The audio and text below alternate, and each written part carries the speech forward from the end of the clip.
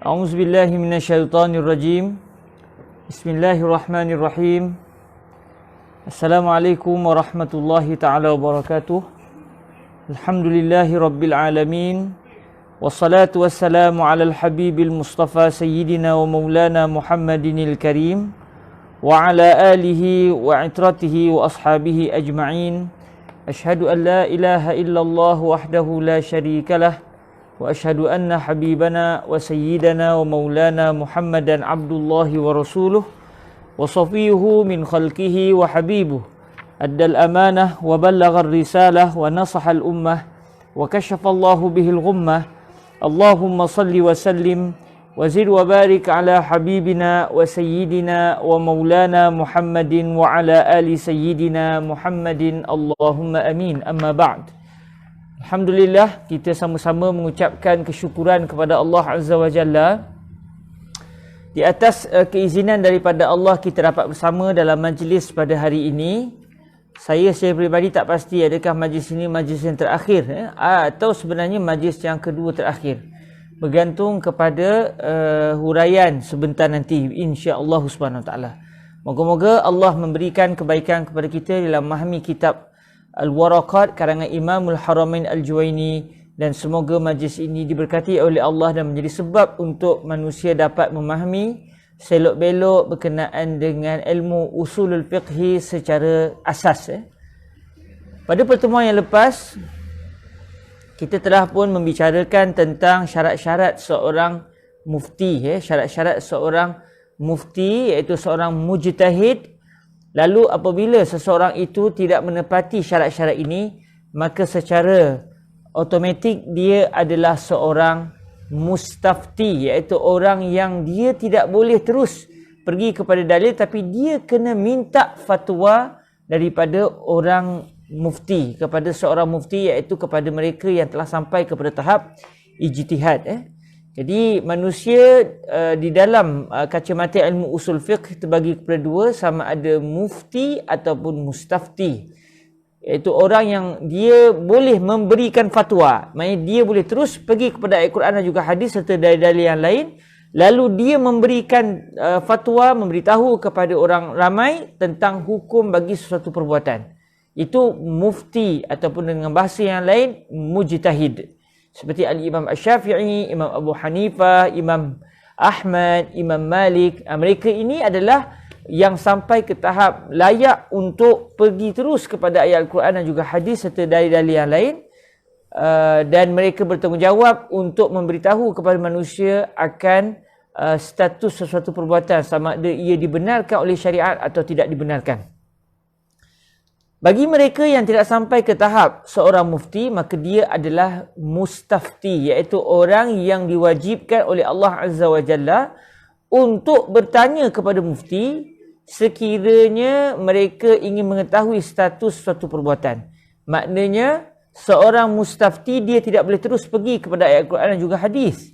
Dia tidak boleh terus mencari hukum daripada sumber-sumber dalil, tetapi dia kena merujuk kepada golongan pakar, iaitu golongan faqih, golongan mufti, yang mereka ini mempunyai kelayakan untuk memahami ayat-ayat Al-Quran serta hadis baginda Nabi sallallahu alaihi wasallam, dan begitu juga dalil-dalil fiqh yang lain. Jadi dalam pertemuan yang lepas kita telah membicarakan tentang syarat-syarat seorang mufti. Hari ini kita akan tengok apakah pula dia syarat-syarat bagi seorang mustafti. Bismillahirrahmanirrahim. Biisnadina al-muttasil ila sayyidina al-imam Imamil Haramain Al-Juwaini Abil Ma'ali rahimahullahu azza wa jal, wa nafa'ana Allahu bi'ulumihi wa ulumi masyayikhihi wa talamidatihi wa qurra'i warakatihi wa sairi musannafatihi wa syurrahiha. Allahumma amin. Qala rahimahullahu azza wa jalla, wa min syartil mustafti an yakuna min ahli taqlid fayuqallidul muftiya fil futya. Syarat bagi seorang mustafti, iaitu orang yang meminta fatwa. Syarat bagi orang yang meminta fatwa,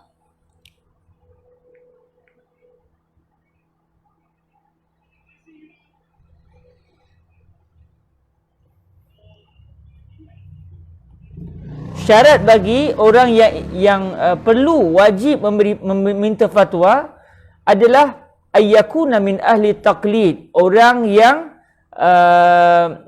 berada ataupun mestilah di antara orang yang dia merupakan ahli bagi taklid.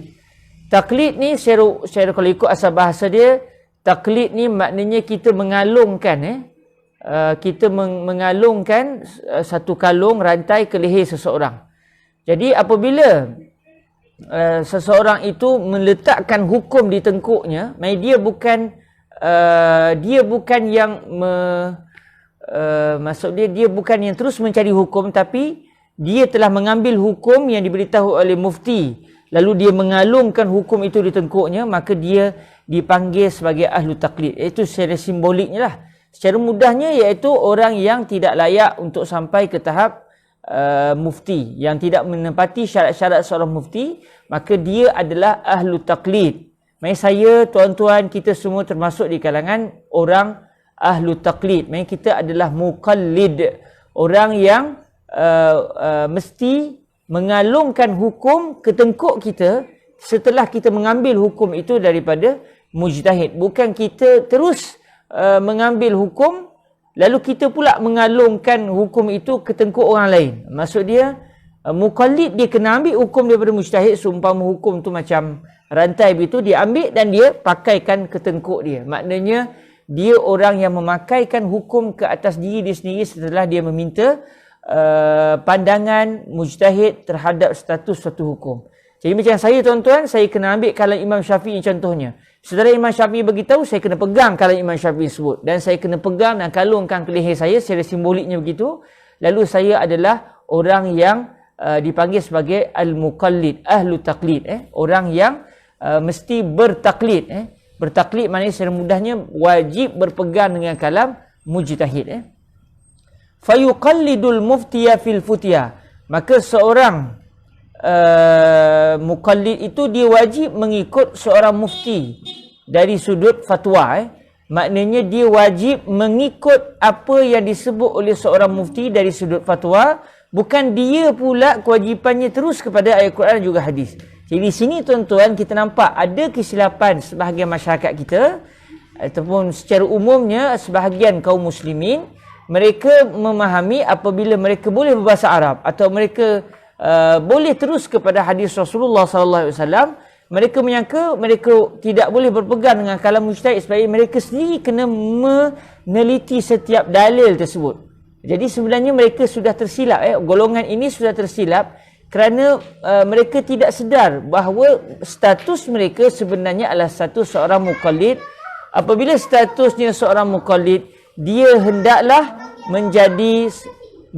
menjadi seorang yang mengikut apa sahaja yang disebut oleh mujtahid, bukan dia sendiri yang terus pergi kepada dalil. Kerana yang berhak pergi kepada dalil, terus meneliti dalil, mengambil hukum daripada dalil secara langsung, itu adalah hanya golongan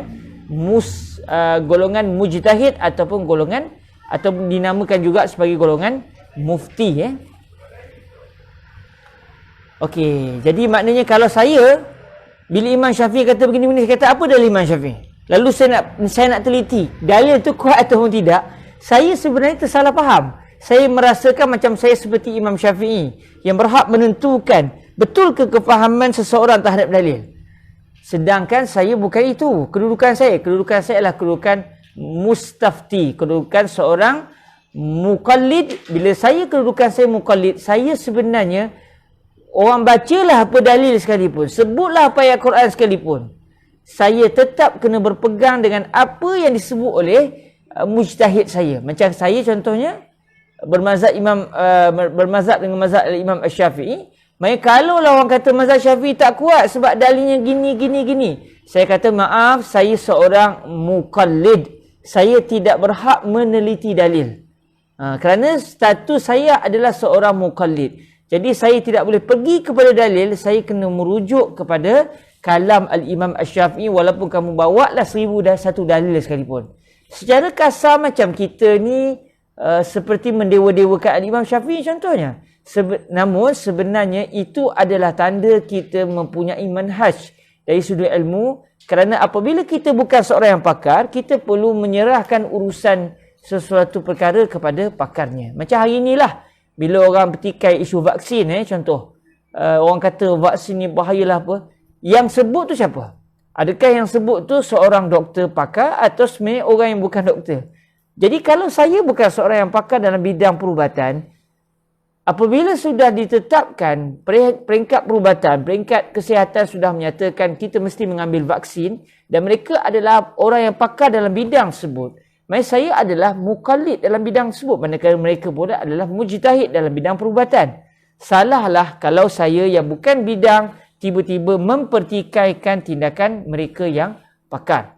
Jadi dari sudut orang yang tidak pakar, dia perlu menyerahkan sesuatu keputusan kepada yang pakar. Kita sendiri pun kalau tak erti baiki kereta, kita akan serahkan kepada mekanik. Kita tak akan baiki sendiri. Sebab kita sedar kita bukan mujtahid dalam bidang membaiki kereta. Tapi selalunya dalam isu keduniaan orang akan serahkan kepada pakar. Tapi lil asafi syadid, sangat menyedihkan dalam isu agama, dari isu hukum hakam, seakan-akan kita terlupa ada yang pakar, ada yang tidak pakar. Siapa yang tidak pakar? Saya, tuan-tuan. Siapa yang pakar? Al-Imam Asy-Syafi'i. Siapa lagi? Imam Abu Hanifah. Siapa lagi? Imam Malik. Siapa lagi? Imam Al-Laits. Siapa lagi? Para ulama yang sampai ke tahap al-ijtihad. Jadi apabila saya tidak sampai ke tahap pakar, bukan seorang mujtahid, maka saya perlu menyerahkan urusan dalam memberitahu hukum bagi suatu perbuatan itu, saya perlu serahkan kepakaran ini kepada ahlinya, iaitu para mujtahid. Lalu kata Al-Imam Al-Haramain Al-Juwaini setelah menjelaskan siapakah dia mufti, siapakah dia mustafti, walaupun beliau sebut secara umum mustafti ni apa, kita pun dapat faham siapa saja tak cukup syarat seorang mufti, maka secara automatik dia adalah seorang mustafti, dan sikap seorang mustafti dia kena berpegang dengan kalam seorang mujtahid. Sebagaimana disebut oleh Imam Al-Haramain di sini, fayuqallidul muftiya fil futya. Kemudian Imam Al-Haramain Al-Juwaini menyebut lagi tentang bila seorang muqallid, dia wajib berpegang dengan ucapan seorang mujtahid. Maka boleh tak orang mujtahid pula berpegang dengan kalam mujtahid yang lain? Walaupun dia boleh berijtihad, tapi boleh tak dalam isu ni dia malas nak berijtihad, dia pegang saja kalam mujtahid lain? Boleh atau tidak? Kata Imamul Haramain Al-Juwaini, walaysa lil alimi an yuqallid. Tidak boleh bagi orang alim untuk dia pula bertaklid, mengikut kalam orang alim yang lain. Kata guru kami Fadilatul Syekh Said bin Shaltut, maksud orang alim di sini bukan semata-mata orang alim. Asal dia alim, dia tak boleh pegang pendapat orang lain. Bukan. Yang dimaksudkan dengan orang alim dalam kenyataan Imam Al-Haramain, kata guru kami Fadilatul Syekh Said bin Shaltut, orang alim yang dimaksudkan sini adalah mufti ataupun mujtahid. Maknanya apabila seseorang itu sudah sampai ke tahap mujtahid, dia sudah sampai ke tahap ijtihad, seperti Al-Imam Asy-Syafi'i contohnya, maka ketika itu dia sudah tidak lagi boleh berpegang dengan kalam mujtahid lain. Kalau Imam Syafi'i dalam satu isu orang tanya soalan, beliau tak nak berijtihad, beliau kata saya berpegang dengan kalam Imam Malik. Imam Malik pun seorang mujtahid, bahkan guru beliau. Boleh atau tidak? Imam Asy-Syafi'i sudah melakukan kesilapan kalau beliau melakukan perkara tersebut. Namun beliau tidak melakukanlah. Cuma nak nyatakan kalau seorang mujtahid, dia tidak boleh berpegang dengan kalam mujtahid yang lain, bahkan dia sendiri kena berijtihad. Kenapa para hadirin rahmati Allah? Kata para ulama, sebenarnya pada hakikatnya kita kena berijtihad. Tapi disebabkan tak layak, tak mampu, maka kita pun terpaksa mengambil rukhsah, mengambil darurah. Darurat dia macam mana? Darurat dia berpegang dengan kalam mujtahid. Macam orang yang dia masuk hutan, patut dia tak boleh makan makanan yang haram. Tapi kalau dah terpaksa, maka dia boleh makan. Tapi mesti berdasarkan keperluan dia semata-mata. Jadi oleh kerana saya tak mampu untuk berijtihad, sedangkan pada ikut asalnya saya mesti berijtihad, tapi oleh kerana tidak mampu, kerana tidak menepati syarat-syarat seorang mujtahid, maka ketika itu saya dibenarkan untuk berpegang dengan pandangan seorang mujtahid. Adapun seorang mujtahid, dia sudah mampu berijtihad, mengapa dia perlu pula untuk bertaklid? Jadi kalau seorang mujtahid tiba-tiba nak bertaklid seperti seorang yang dia masuk hutan, dia ada daging halal, tapi tiba-tiba nak makan daging yang haram. Jadi dia tidak dibenarkan oleh syarak untuk melakukan satu perbuatan yang pada asalnya tidak boleh, melainkan kalau orang itu memang tidak boleh untuk berijtihad. Jadi apabila seorang mujtahid mampu untuk berijtihad, dia tidak boleh berpegang dengan kalam mujtahid lain. Wa qila yuqallid. Ada pendapat yang mengatakan dia boleh untuk berpegang dengan pandangan mujtahid lain. Ini pandangan yang kedua. Seorang mujtahid dia boleh berpegang dengan pendapat mujtahid lain. Sebab dia pegang dengan pendapat yang mujtahid lain, mujtahid itu tetap berdalilkan Al-Quran dan juga hadis. Jadi maknanya dia masih berpegang dengan Al-Quran dan juga hadis. Cuma pandangan ini lemah, sebab tu disebut waqila, dikatakan yuqallid. Seorang mujtahid boleh untuk bertaklid, mengikut apa yang disebut oleh mujtahid yang lain. Namun pandangan kedua ini adalah pandangan yang tidak kuat, kerana pandangan yang kuat mengatakan apabila seseorang mujtahid sudah sampai ke tahap ijtihad, maknanya dia sudah ada kelayakan untuk berijtihad, tidak boleh ketika itu dia berpegang dengan pandangan orang lain. Okey, saudara Ahmad ada satu soalan tanya kepada saya. Ustaz, ada orang kata kita ambil pendapat yang paling kuat antara mazhab. Betul ke macam tu? Pendapat yang paling kuat ni sebenarnya isu dia macam mana kita nak tahu pendapat tu paling kuat? Sedangkan kita sendiri tidak mampu untuk meneliti dalil. Maksudnya kita sendiri tidak boleh untuk pergi kepada dalil.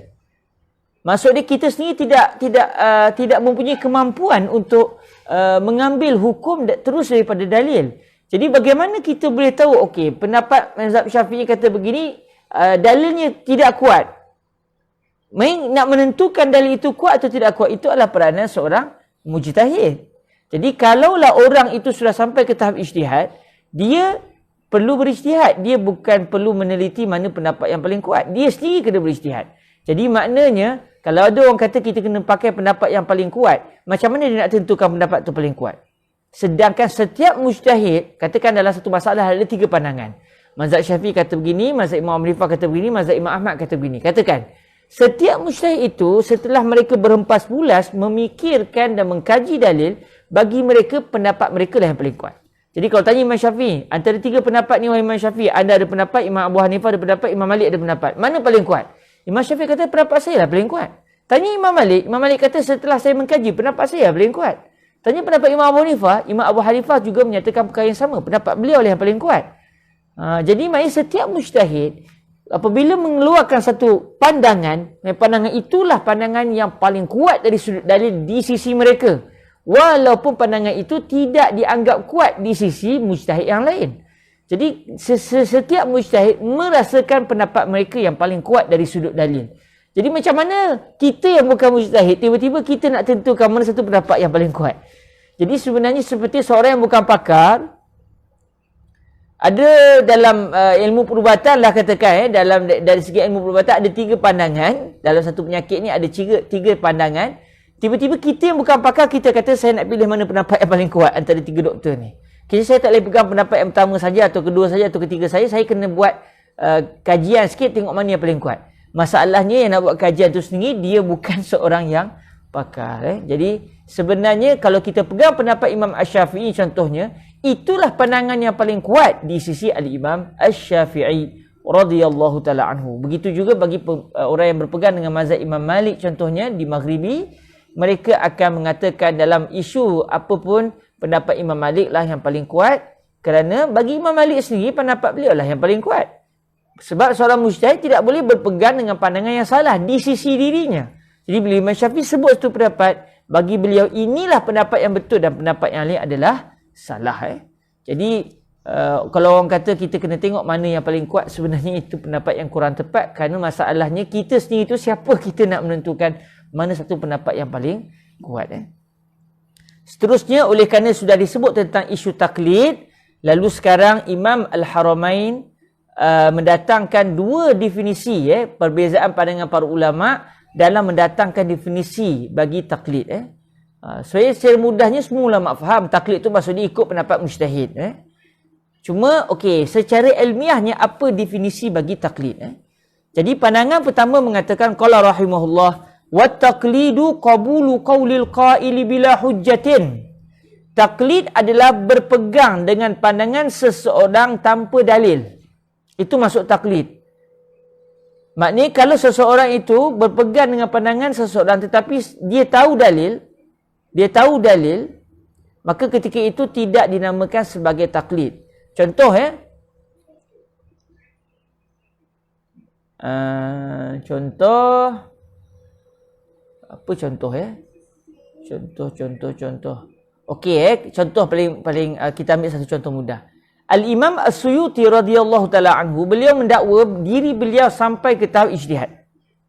Okey, Imam As-Suyuti radhiyallahu taala anhu, pengarang kitab Al-Ashbah wan Nadhair, beliau berpendirian bahawa beliau sampai ke tahap ijtihad. Tapi bila kita tengok kitab-kitab beliau, pandangan-pandangan beliau adalah pandangan Al-Imam Asy-Syafi'i. Cuma beliau menyatakan, saya bukan ikut kalam Imam Syafi'i. Tetapi setelah saya meneliti dalil-dalil fiqah, saya mendapati bahawa pandangan fiqah adalah begini-begini dan kebetulannya sama dengan Al-Imam Asy-Syafi'i. Maknanya, cara fikir beliau dan setelah beliau teliti dalil Imam Syafi'i, beliau sebagai mujtahid mendapati bahawa pandangan Imam Syafi'i adalah kuat. Oleh kerana Imam Syafi'i hidup lebih awal daripada beliau, lalu Al-Imam As-Suyuti setelah meneliti dalil-dalil yang pelbagai, beliau mendapati bahawa pendapat beliau sama dengan pendapat Al-Imam Asy-Syafi'i. Jadi, adakah dianggap Imam As-Suyuti bertaklid dengan pendapat Imam Syafi'i? Tidak. Kerana Imam As-Suyuti berpegang dengan kalam Imam Syafi'i secara zahir dalam keadaan beliau tahu dalil Imam Syafi'i dan beliau bersetuju dengan dalil tersebut. Main secara zahir macam bertaklid tetapi hakikatnya tidak bertaklid. Jadi pandangan pertama mengatakan taklid adalah qabulu qaulil qaili bila hujjatin. Berpegang dengan ucapan seseorang tanpa dalil, tanpa mengetahui dalil orang tersebut. Jadi kalau Imam Suyuti, contoh orang tanya soalan, Syekh kalau buat gini macam mana? Batal ke tak batal? Dia kata batal. Apa dalil Syekh? Saya tak tahu. Dalilnya saya tak tahu. Tapi Imam Syafi'i kata begitu. Kalau perkara itu yang berlaku, ketika itu Imam As-Suyuti sudah bertaklid kerana berpegang dengan kalam Imam Syafi'i tanpa beliau mengetahui dalil Al-Imam Asy-Syafi'i. Habis saya pun contoh saya pun tahu Imam Syafi'i punya dalil sekian. Jadi adakah saya dianggap sebagai bukan seorang muqallid? Kerana taklid adalah apabila saya berpegang dengan kalam seseorang tanpa saya tahu dalil. Kata para ulama, maksud tahu dalil di sini iaitu tahu dalil setelah dia itu layak melihat dalil. Maknanya tahu dalil ni setelah dia layak tahu dalil, bila dia tahu satu dalil dalam keadaan dia layak macam Imam Suyuti tadi, dia sudah layak untuk terus meneliti dalil. Kemudian dia tahu dalil Imam Syafi'i dan setelah dia amati dia setuju dengan dalil Imam Syafi'i, maka ketika itu barulah dia tidak dinamakan taklid. Tapi kalau contoh macam saya bila orang tanya apa pendapat Imam Syafi'i, boleh tak ustaz contoh saya bila saya pegang orang perempuan yang tanpa lapik, batal atau tidak uduk saya? Lalu saya Haidul Nizam pun cakap batal. Apa dalilnya ustaz? Saya pun kata Allah Ta'ala berfirman, aula mastumun nisa. Jadi saya tahu dari Imam Syafi'i. Adakah saya tidak dianggap bertaklid? Masalahnya, definisi taklid ini yang menyebut mengetahui ucapan seseorang tanpa tahu dalil, iaitu kalaulah dia tahu dalil, maksud dia tahu dalil lalu dia tidak dianggap sebagai muqallid hanyalah apabila dia itu layak untuk meneliti dalil. Jadi kalau contoh orang yang tidak mempunyai kelayakan untuk meneliti dalil, dia tahu dalil ke, dia tak tahu dalil ke, dia tetap muqallid. Jadi kalau Imam Syafi'i contohnya berpegang dengan pendapat Imam Malik, tidak dinamakan itu taklid kerana Imam Syafi'i bukan berpegang dengan kalam Imam Malik tanpa mengetahui dalil Al-Imam Malik. Sebab Imam Syafi'i berpegang dengan pendapat Imam Malik contohnya dalam beberapa keadaan. Dalam keadaan beliau tahu dalil Imam Malik dan beliau bersetuju dengan dalil tersebut, maka apabila beliau tahu dalil, beliau pula ahli untuk meneliti dalil dan beliau sepakat dengan dan bersetuju dengan dalil Imam Malik, maka ketika itu beliau walaupun nampak macam Imam Syafi'i ikut Imam Malik, hakikatnya seorang mujtahid tidak boleh berpegang dengan pendapat mujtahid lain. Cuma kalau kebetulan sama, ini kerana berlaku kesepakatan mereka di dalam pendalilan tersebut. Okey. Lepas tu kadang-kadang kalau kita contoh, kalau orang kata Imam Ahmad ikut pendapat Imam Syafi'i, kurang tepat. Sebaliknya Imam Ahmad tidak mengikut kalam Imam Syafi'i. Sebaliknya beliau telah berijtihad dan setelah beliau meneliti dalil-dalil, antaranya dalil Imam Syafi'i, beliau bersepakat dengan dalil Imam Syafi'i, setuju dengan cara kefahaman Imam Syafi'i. Maka ketika itu disebabkan beliau datang lebih lewat, maka kalaulah pendapat Imam Syafi'i kebetulan lepas tu beliau pun setuju, beliau bersetuju dan kadang beliau sudah mempunyai kelayakan untuk meneliti dalil, maknanya beliau tidak dianggap muqallid. Tapi kalaulah Imam Ahmad, orang tanya soalan, beliau pun jawab. Lepas tu beliau kata, sebenarnya saya peribadi saya tak tahu dalil kenapa saya kata begini. Saya hanya ikut kalam Imam Syafi'i. Maka kalau begitu keadaannya berlakulah taklid. Jadi maknanya mudah-mudahnya, secara mudahnya, saya dan tuan-tuan kalau kita tahu dalil setiap fuqaha pun, kita tetap dianggap muqallid kerana kita tidak ada kelayakan untuk terus meneliti dalil-dalil syarak. Saya nyatakan perkara ini bukan maksud dia kita tak perlu tahu. Kalau kita nak mengetahui tak ada masalah. Tetapi walaupun kita tahu dalil setiap mujtahid, kita sendiri kalau timbul satu isu baru, tidak pernah disebut oleh mujtahid lain, tidak boleh kita sendiri yang terus kepada dalil. Kerana kita bukan seorang mujtahid. Sebaliknya kita perlu meneliti kalam mujtahid. Fa'ala hadza qabulu qaulin Nabi sallallahu alaihi wa alihi wasallam yusamma taqlida. Maka berdasarkan ta'rif yang pertama ini bagi taklid, iaitu qabulu qaulil qail bila hujjah, berpegang dengan ucapan seseorang tanpa kita tahu dalilnya. Maka berdasarkan definisi ini, apabila seseorang menerima ucapan Nabi alaihi salatu wassalam, Nabi sebut suatu hukum contohnya, dan seorang mujtahid berpegang dengan kalam Nabi tersebut, dalam keadaan si mujtahid tadi tidak tahu adakah ketika itu Nabi tanpa dia tahu apa dalil Rasulullah SAW, maka mujtahid tadi dianggap muqallid.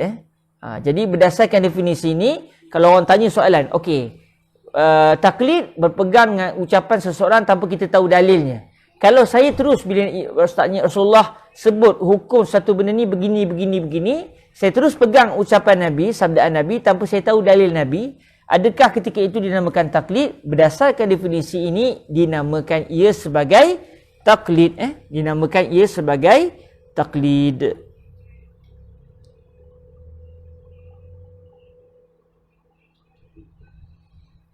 Okey, kerana kita tak tahu apa dalil Rasulullah. Adakah Rasulullah dapat wahyu atau Rasulullah ketika itu berijtihad, kita tak tahu. Jadi ketika itu berdasarkan definisi ini boleh untuk dinyatakan bahawa Imam Syafi'i contohnya apabila berpegang dengan kalam Rasulullah tanpa Imam Syafi'i tahu apakah dalil Rasulullah ketika menyatakan satu perkara, maka ketika itu Imam Syafi'i boleh dianggap sebagai muqallid dari sudut itu, dari sudut definisi ini.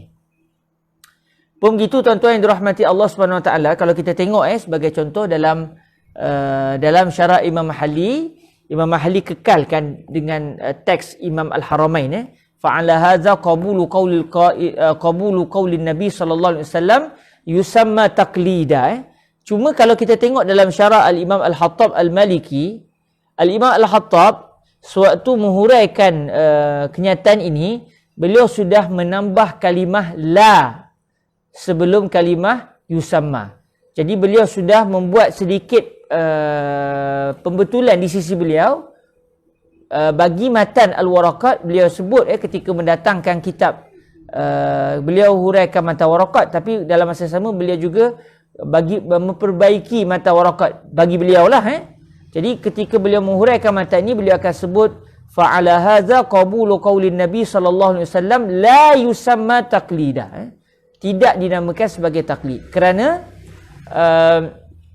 mereka akan mengatakan kalam Nabi itu sendiri adalah dalil. Bila kalam Nabi itu dalil, bila kita berpegang dengan kalam Nabi, kita berpegang dengan dalil. Kita berpegang dengan dalil, maka sebab itu tidak dinamakan sebagai taklid. Jadi kalau tuan-tuan baca matan Al-Waraqat semata-mata disebut yusamma taqlida. Kalau baca dalam syarah Imam Mahali disebut yusamma taqlida. Tapi kalau dibaca dari sudut syarah Imam Al-Hattab Al-Maliki disebut la yusamma taqlida. Sedangkan Imam Al-Khattab menghuraikan kitab ini. Jadi maknanya sewaktu beliau menghuraikan kitab ini, bagi beliau kenyataan Imam Al-Haramain ini perlu diperbaiki. Lalu beliau mendatangkan kalimah la sebelum kalimah yusamma. Kerana mereka berpendirian apabila Nabi SAW tak sebut dalil sekalipun, kalam Nabi itu sendiri adalah dalil. Maka apabila seseorang mujtahid berpegang dengan kalam Nabi, dia telah berpegang dengan pandangan Nabi dalam keadaan dia tahu dalil. Apa dalilnya? Kalam Nabi itu sendiri. Jadi ada sedikitlah perbahasan di kalangan para ulama. Cuma dalam matan asal waraqat tidak ada kalimah la yusamma. Takat saya rujuk beberapa nuskhah manuskrip bagi matan al-waraqat, saya belum menemui lagi nuskhah yang berbunyi la yusamma taqlida. Semuanya menyatakan yusamma taqlida. Maksudnya apabila Nabi SAW tidak menyatakan dalil baginda, apabila seorang mujtahid berpegang dengan kalam Nabi, dan kita memang wajib berpegang dengan kalam Nabi, maka ketika itu dari sudut definisi boleh untuk kita namakan seorang mujtahid tadi, dia ketika itu dinamakan muqallid kerana definisi taklid berlaku. Apa dia? Berpegang dengan ucapan seseorang tanpa hujah, tanpa dia mengetahui dalil si orang yang dipegangnya. Okey, seterusnya qala rahimahullah azza wa jalla wa minhum man qala at-taqlidu qabulu qawlil qa'il wa anta la tadri min aina qalahu. Ada juga para ulama suatu ditanya apakah definisi bagi taklid, mereka mengatakan at-taqlid adalah berpegang ataupun menerima ucapan seseorang yang berbicara dalam keadaan kamu tidak mengetahui daripada mana dia telah berkata. Maknanya kamu tidak mengetahui adakah ucapannya itu hasil daripada dia mengikut dalil atau dia sebenarnya berijtihad. Maknanya itu yang dimaksudkan dengan wa anta la tadri min aina qalahu. Kita pegang ucapan seseorang tanpa kita tahu adakah orang yang kita pegang dia. Contoh macam saya berpegang dengan kalam Imam Syafi'i. Dan kadang saya tak tahu adakah Imam Syafi'i ketika itu ucapan beliau yang mengatakan hukum bagi satu perbuatan begini. Ini kerana ada dalil yang jelas atau tidak ada dalil yang jelas lalu beliau berijtihad. Kerana ada dalil yang jelas atau kerana beliau berijtihad setelah tak ada dalil yang jelas. Jadi apabila seseorang berpegang dengan kalam, okey, para hadirin rahmati Allah Subhanahu Wa Taala, apabila seseorang berpegang dengan kalam seseorang yang lain dalam keadaan dia tidak tahu orang yang dia pegang ucapannya itu berdasarkan dalil atau berdasarkan ijtihad, maka kalau dia tak tahu, dia dinamakan sebagai muqallid kerana dia berpegang dengan ucapan seseorang dalam keadaan dia tidak tahu daripada mana datangnya ucapan orang tersebut. Adakah ucapan itu datang daripada dalil yang jelas atau datang daripada ijtihad orang tersebut. Jadi ini definisi yang kedua bagi definisi taklid. Jadi berdasarkan definisi ini, kata Imam Al-Haramain, fa in qulna inna an-nabiy sallallahu alaihi wa alihi wasallam kana yaqulu bil qiyas fayajuzu an yusamma qabulu qawlihi taqlida. Jadi sekiranya kita berkata, berdasarkan definisi yang kedua ni, yang mengatakan taklid adalah apabila kita berpegang dengan ucapan seseorang dan kadang-kadang kita tak tahu ucapan ini adakah berdasarkan dalil yang pasti, dalil yang kuat, dalil yang qat'i, dalil yang sangat jelas atau sebenarnya berdasarkan ijtihad secara qiyas ke. Jadi kalau kita tak tahu adakah ucapan ini berdasarkan ijtihad ataupun berdasarkan kerana mengikut dalil yang qat'i, maka ketika itu ini dinamakan berpegang dengan kalam orang tersebut dinamakan sebagai taklid. Maka berdasarkan definisi ini, kata Imam Al-Haramain, sekiranya kita mempunyai pandangan bahawa sesungguhnya Nabi SAW adalah baginda Nabi itu, baginda kadang-kadang berbicara berdasarkan qiyas. Kadang-kadang baginda menyatakan suatu hukum bukan kerana ada wahyu turun terus pada Nabi dalam isu tersebut. Sebenarnya Nabi menggunakan konsep qiyas. Nabi berijtihad bukan kerana ada dalil yang jelas menyatakan masalah yang ditanya, Dan kalau ikut pendapat yang kuat pun memang Nabi berijtihad. Pendapat yang kuat mengatakan Nabi SAW bila ditanya tentang hukum, jawapan Nabi itu sama ada memang ada wahyu khusus yang Allah Ta'ala nyatakan jawapan kepada persoalan yang ditanya, atau wahyu tak turun tetapi Nabi menggunakan konsep qiyas, menggunakan konsep ijtihad. Pendapat yang kuat mengatakan Nabi berijtihad, dan ijtihad Nabi semuanya betul, tak ada ijtihad Nabi yang salah.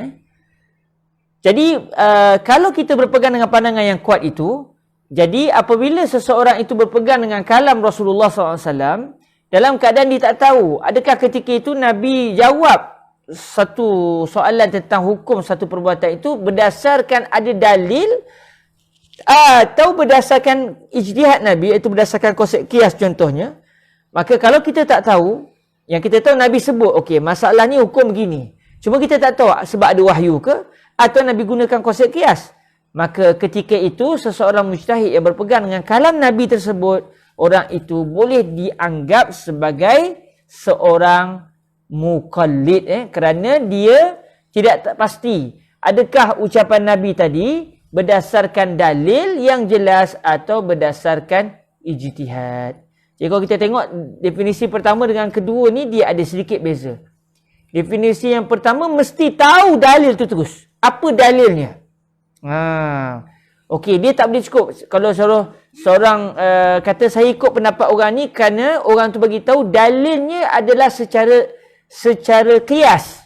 Disebut gitu secara umum. Itu belum lagi dianggap itu masih tidak mengeluarkan seseorang daripada definisi mujtahid berdasarkan definisi yang pertama.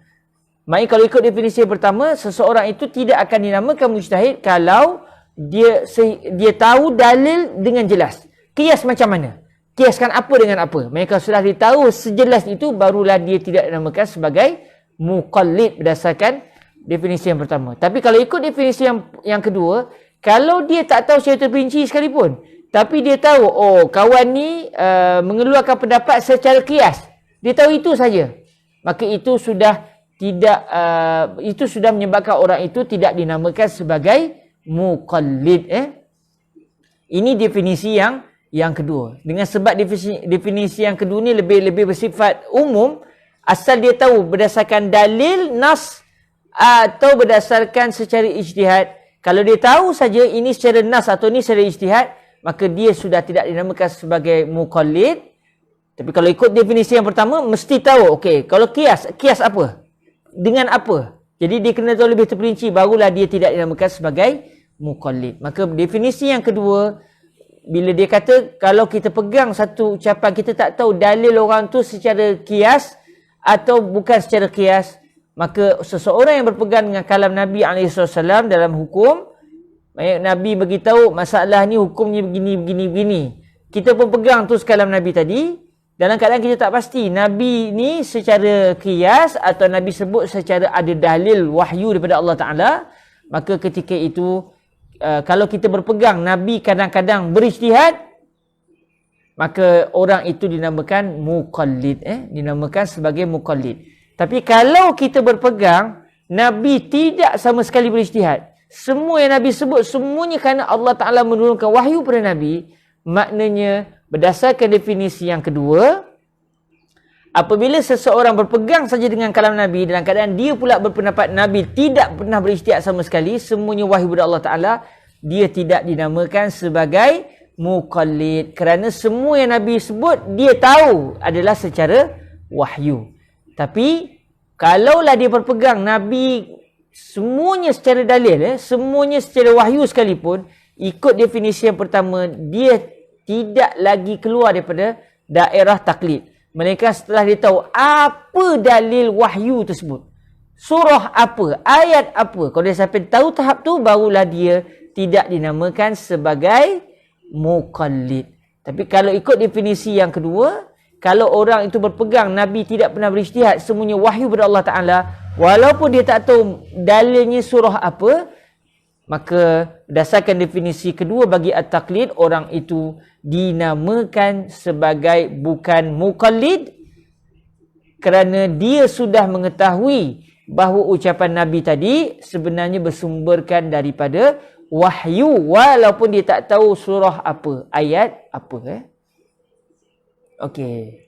Alhamdulillah Jadi ini sekadar perbezaan definisi Cuma kalau balik kepada isu fiqhnya, seseorang itu hanya akan dianggap sebagai mujtahid apabila dia mempunyai kelayakan untuk meneliti dalil, maksudnya dia sudah sampai ke tahap ijtihad. Dalam masa yang sama, dia berpegang dengan ucapan dia mengetahui dalil, dia mengetahui dalil. Jadi kalau dia pegang ucapan, contohnya katakan Imam Syafi'i pegang kalam Imam Malik, tapi Imam Syafi'i tak tahu apa dalil Imam Malik. Cuma orang tanya soalan, Imam Syafi'i kata hukumnya gini-gini. Kenapa Imam Syafi'i? Imam Syafi'i kata, saya peribadi saya tak tahu dalilnya apa, tapi saya pegang kalam Imam Malik. Ketika itu berlakulah taklid, dan seseorang mujtahid tidak boleh bertaklid kerana dia sendiri mampu untuk berijtihad.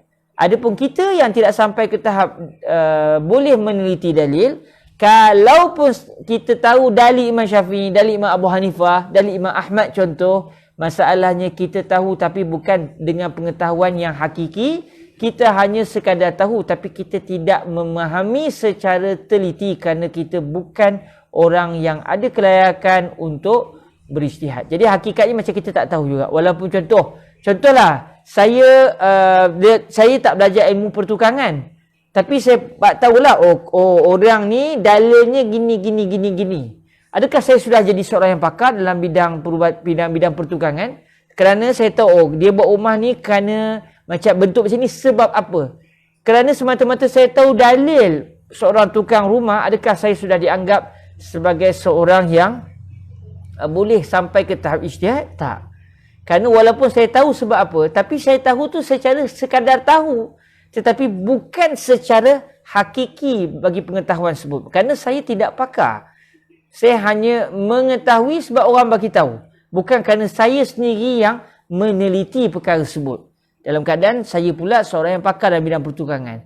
Maka dengan sebab itulah, walaupun kalau ada orang kata, tengok Imam Abu Hanifah, Imam Al-Haramain dah sebut dah.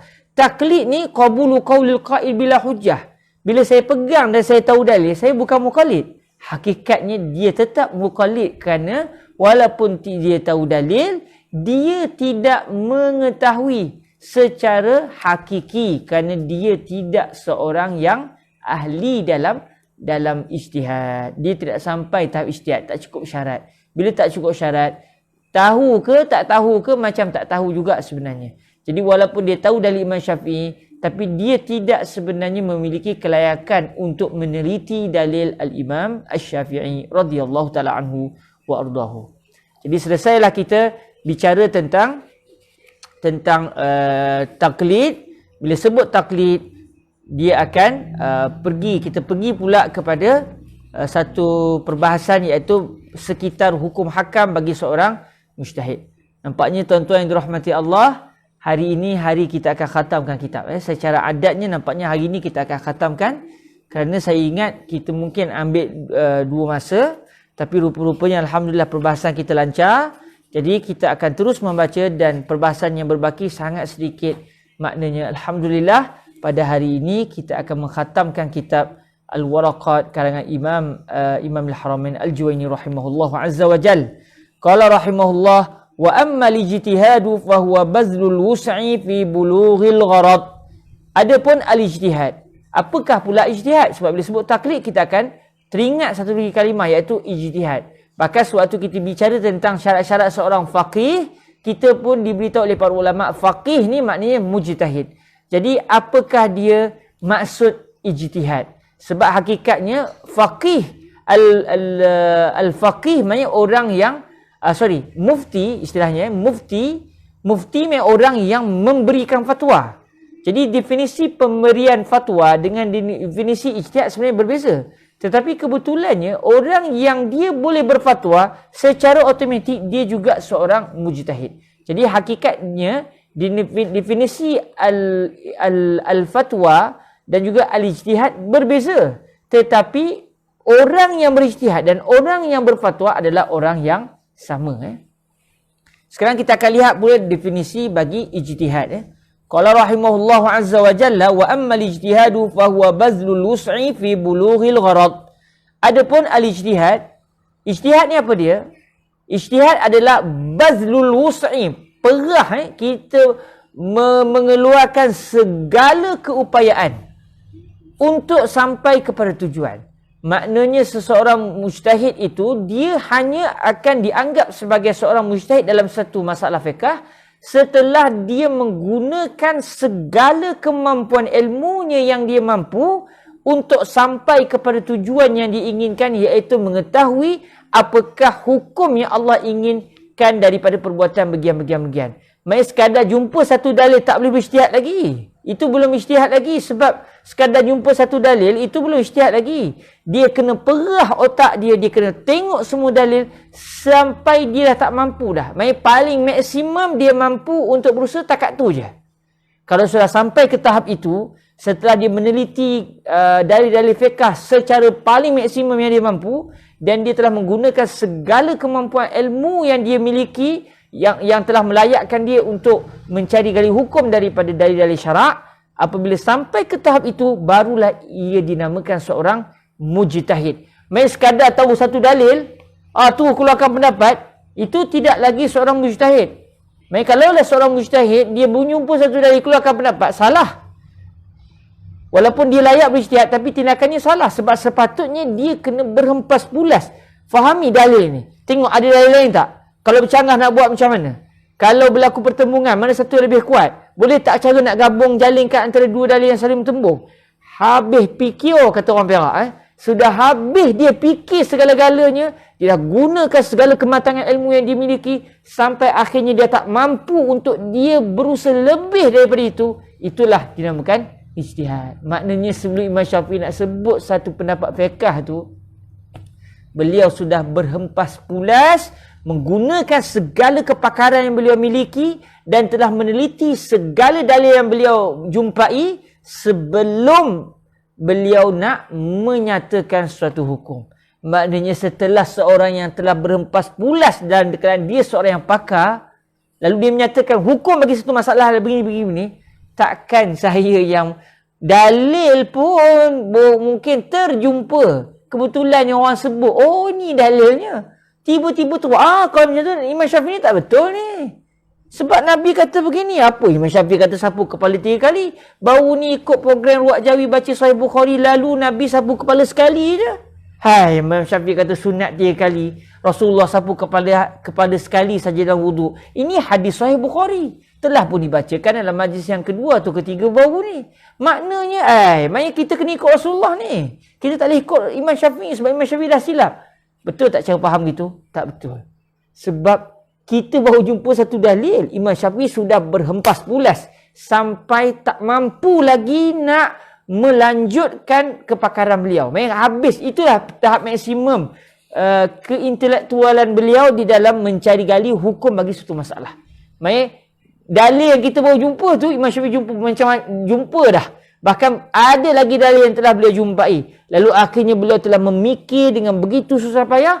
Beliau pun menyatakan akhirnya natijah hasil kajian beliau. Jadi maknanya kalau kita jumpa hadis Rasulullah bercanggah dengan kalam Imam Syafi'i, kalau kita bermazhab Syafi'i, kita kena pegang kalam Imam Syafi'i. Dan tak boleh kita berpegang hadis Nabi yang kita baru jumpa tadi. Sebab hadis Nabi tu Imam Syafi'i pun dah jumpa, dan Imam Syafi'i juga jumpa dalil-dalil yang lain, dan beliau sudah membuat kajian secara begitu teliti dan begitu maksimum terhadap dalil-dalil tersebut. Lalu akhirnya keputusan akhir beliau adalah bagian. Jadi berpegang dengan kalam mujtahid itu maksudnya kita telah berpegang dengan dalil syarak. Bukan hanya dengan satu dalil, tapi kita sudah meneliti semua dalil. Tapi bukan kita lah, melalui usaha seorang mujtahid. Jadi ijtihad adalah bazlul wus'i, mengerahkan segala kemampuan. Jadi siapa yang layak nak mengerahkan segala kemampuan ilmu ni dalam masalah fiqh ni? Mujtahid. Jadi maknanya kalam seorang mujtahid bagi saya adalah dalil. Dalil saya bukan Al-Quran, bukan hadis, bukan qiyas. Dalil saya ucapan Imam Syafi'i. Ucapan Imam Syafi'i adalah dalil bagi saya selaku seorang muqallid. Adapun dalil Imam Syafi'i adalah Al-Quran, hadis, ijma', qiyas dan dalil-dalil yang lain. Lalu kata Imam Al-Haramain Al-Juwaini seterusnya, fal mujtahidu in kana kamilal alati. seorang mujtahid sekiranya dia cukup alat. Cukup alat, dan kita telah bincangkan apa maksud cukup alat sebelum ni. Maksudnya dia dah kuasai ilmu usul fiqh, dia dah kuasai ilmu nahu, dia dah kuasai ilmu bahasa Arab, dia dah tahu mana satu dalil yang telah berlaku ijma', dia dah tahu mana satu dalil yang bertembung tapi ada lebih awal, ada lebih kemudian. Dia dah mengetahui status hadis. Dia dah tahu semua benda tu, lalu setelah dia meneliti semua dalil, lalu dia buat keputusan akhir.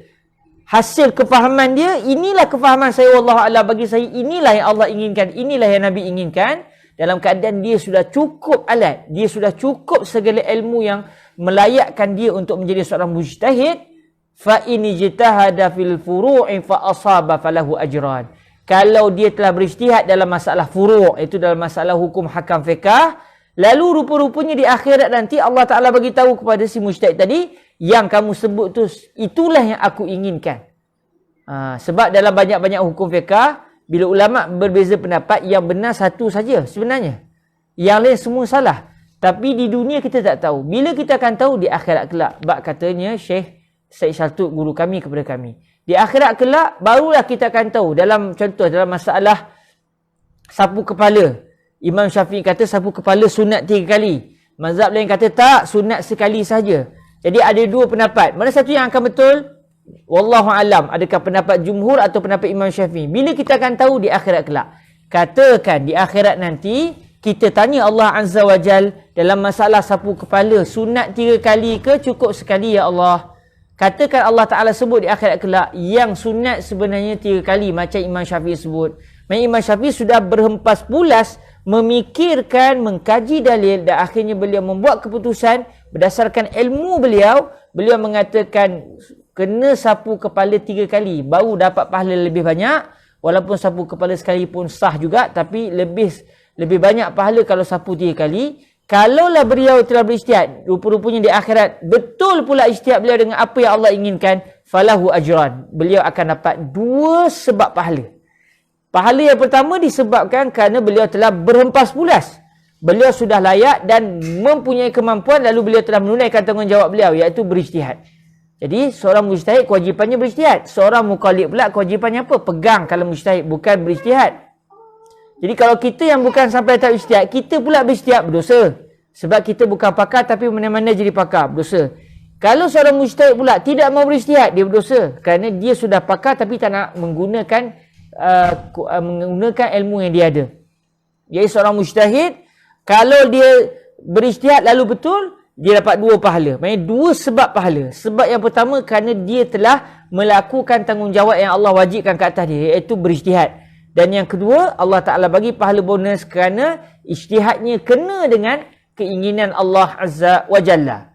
Wa in ijtahada fa akhta'a falahu ajrun wahidun. Sekiranya seorang mujtahid tadi yang dah cukup alat, maksudnya dia dah sampai ke tahap mujtahid, tiba-tiba dia dah gunakan segala ilmu dia, dia dah keluarkan kenyataan dia, orang pun dah pegang pendapat dia, akhirat kelak rupanya salah. Contoh, macam dalam isu tadi, katakan yang betul dalam masalah sapu kepala ketika wuduk, sunat sebenarnya 3 kali. Katakanlah di akhirat kelak macam tu.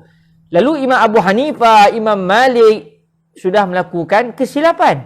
Adakah mereka akan berdosa? Tidak. Kerana mereka adalah orang yang layak dan telah melaksanakan tanggungjawab, cuma rupa-rupanya tak betul. Jadi mereka dah layak, dah dibenarkan untuk mengeluarkan pendapat dengan setelah meneliti dalil. Kalau salah sekalipun tidak berdosa dan mendapat 1 pahala. Kenapa dapat pahala? Kerana telah melaksanakan tanggungjawab, iaitu berijtihad. Okey, jadi siapa yang benar ijtihadnya dapat 2 sebab pahala. Sebab yang pertama kerana telah berijtihad, sebab yang kedua kerana kena pula dengan keinginan Allah. Tapi kalau dia berijtihad rupanya tersalah, dia tidak berdosa, tetapi dia walaupun dia tidak berdosa, dia tetap diberikan pahala kerana telah melakukan kewajipan yang Allah Ta'ala fardukan ke atas mereka, iaitu berijtihad. Jadi mujtahid kalau salah pun dapat pahala. Kita yang tak sampai tak ijtihad, kalau pandai-pandai terus direct pada Al-Quran dan juga hadis, kalau betul pun berdosa. Sebab apa berdosa? Sebab kamu tidak wajib, kamu diharamkan untuk pergi terus kepada Al-Quran dan juga hadis. Kenapa kamu pergi? Bukankah kamu muqallid? Apa kewajipan muqallid? Berpegang dengan kalam mujtahid. Sebab dalil seorang muqallid kalamnya mujtahid. Tapi bila seorang muqallid dia nak bertugas macam seorang mujtahid, dia telah berdosa. Contoh macam saya bukan seorang doktor. Tiba-tiba dalam isu COVID saya kata saya buat announcement, alhamdulillah saya walaupun bukan seorang doktor, tapi alhamdulillah hasil kajian saya mendapati siapa yang kena COVID, ubat dia adalah begini-begini. Saya ada sediakan ubat apa semua, siapa nak beli boleh jumpa saya. Kita dah letak kat Shopee contoh. Kalaulah ubat tu mujarab sekalipun, saya berdosa. Sebab kamu bukan doktor perubatan, yang kamu pandai buat apa? Rujuklah dengan doktor perubatan. Sebab setiap bidang ada mujtahidnya. Setiap bidang ada mujtahidnya. Ada pakarnya. Okey. Kemudian kata Imam Al-Haramain seterusnya, wa minhum man qala kullu mujtahidin fil furu'i musibun. Ada juga pendapat kedua dalam masalah ijtihad ini. Bagi mereka semua para mujtahid semuanya dianggap benar dalam ijtihadnya. Maksudnya bagi pendapat ini, mereka akan mengatakan semua para mujtahid dalam masalah fiqh semuanya adalah benar. Tak ada istilah tersalah dalam ijtihad. Semuanya benar dalam ijtihad. Maksudnya di sisi pendapat kedua yang mengatakan semua mujtahid dalam masalah fiqh semuanya betul, bagi mereka, kalau ulama berbeza pendapat, katakan dalam isu sapu kepala tadi dalam mazhab Syafi'i kata sunat sapu kepala 3 kali. Jumhur para ulama mengatakan sunat sekali saja sapu. Maksudnya ketika itu, bagi mereka yang mengatakan semua mujtahid benar, maksudnya mereka akan kata Allah Ta'ala dalam isu sapu kepala, Allah Ta'ala menjadikan ada 2 pendapat yang benar. Pendapat benar yang pertama adalah sapu kepala 3 kali adalah benar. Pendapat benar yang kedua adalah menyapu kepala cukup sekali. Kalau pegang pendapat pertama pun benar, pegang pendapat kedua pun benar. Dan bila benar, dua-dua dapat pahala dan dua-dua tak ada istilahnya tersilap. Cuma pendapat ini adalah pendapat yang lemah. Pendapat yang kuat mengatakan bila para ulama mujtahid berbeza pendapat, yang benar hanya satu, yang lain adalah salah. Cuma walaupun salah tetap dapat pahala kerana dia telah berijtihad. Qala rahimahullahu azza wa jalla, ولا يجوز أن يقال كل مجتهد في الأصول مصيب لأن ذلك يؤدي إلى تصويب أهل الضلالة من النصارى والمجوس والكفار والملحدين. Tidak boleh untuk kita sebut kalau tadi masalah fiqh, sekarang boleh tak kita kata dalam masalah akidah pun sebenarnya siapa yang tersalah dapat pahala? Boleh tak kita khabar begitu? Kata Imam Al-Haramain Al-Juwaini, tidak boleh untuk disebut setiap orang yang berijtihad dalam masalah usul. Usul di sini bukan maksud usul fiqh. Usul di sini maksudnya usuluddin. Maksudnya dalam masalah akidah. Tidak boleh. Tidak boleh untuk kita kata setiap yang telah berusaha keras, berijtihad dalam masalah akidah semuanya benar. Tak boleh kita kata begitu. Melainkan kita kena kata satu sahaja yang benar. Yang lain semuanya salah. Tak boleh. Tak ada pun orang kata dalam masalah akidah pun siapa punya pendapat semuanya benar. Kalau orang kata semua agama benar, agama Islam pun betul, agama Kristian pun betul, Yahudi pun betul. Sebab setiap orang dia fikir beza-beza. Orang ni faham Islam betul, orang ni faham Kristian betul. Kalau ada orang kata begitu, Imam Al-Haramain kata wala yajuzu an yuqal. Tak boleh kita sebut begitu kerana bila kita kata begitu, dia akan membawa satu natijah yang salah, iaitu kita akan membenarkan orang-orang yang dianggap salah, yang sudah dihukum sebagai murtad di sisi Allah Ta'ala ataupun kafir di sisi Allah Ta'ala. Kita tengok apa kenyataan Imam Al-Haramain. Lianna dhalika yuaddi ila taswibi ahli dhalalati minan nasara wal majusi wal kufar wal mulhidin. Wal kufari wal mulhidin. Sebab kalau kita kata semua para mujtahid, semua orang yang berijtihad dalam masalah akidah semuanya betul, ini akan membawa kepada membenarkan orang yang sesat. Orang yang sudah dianggap sesat oleh Allah Ta'ala. Contoh dia apa? Golongan Kristian, golongan Majusi, golongan kufar, golongan mulhidin, iaitu mereka yang tersasar daripada kebenaran. Sama ada yang tersasar daripada kebenaran itu adalah orang yang tidak beragama Islam, dia termasuk dalam kategori orang yang kafir. Ataupun mulhidin ni dengan maksud yang lebih luas, iaitu siapa saja yang tersasar daripada kebenaran, sama ada dia Muslim atau dia bukan Muslim.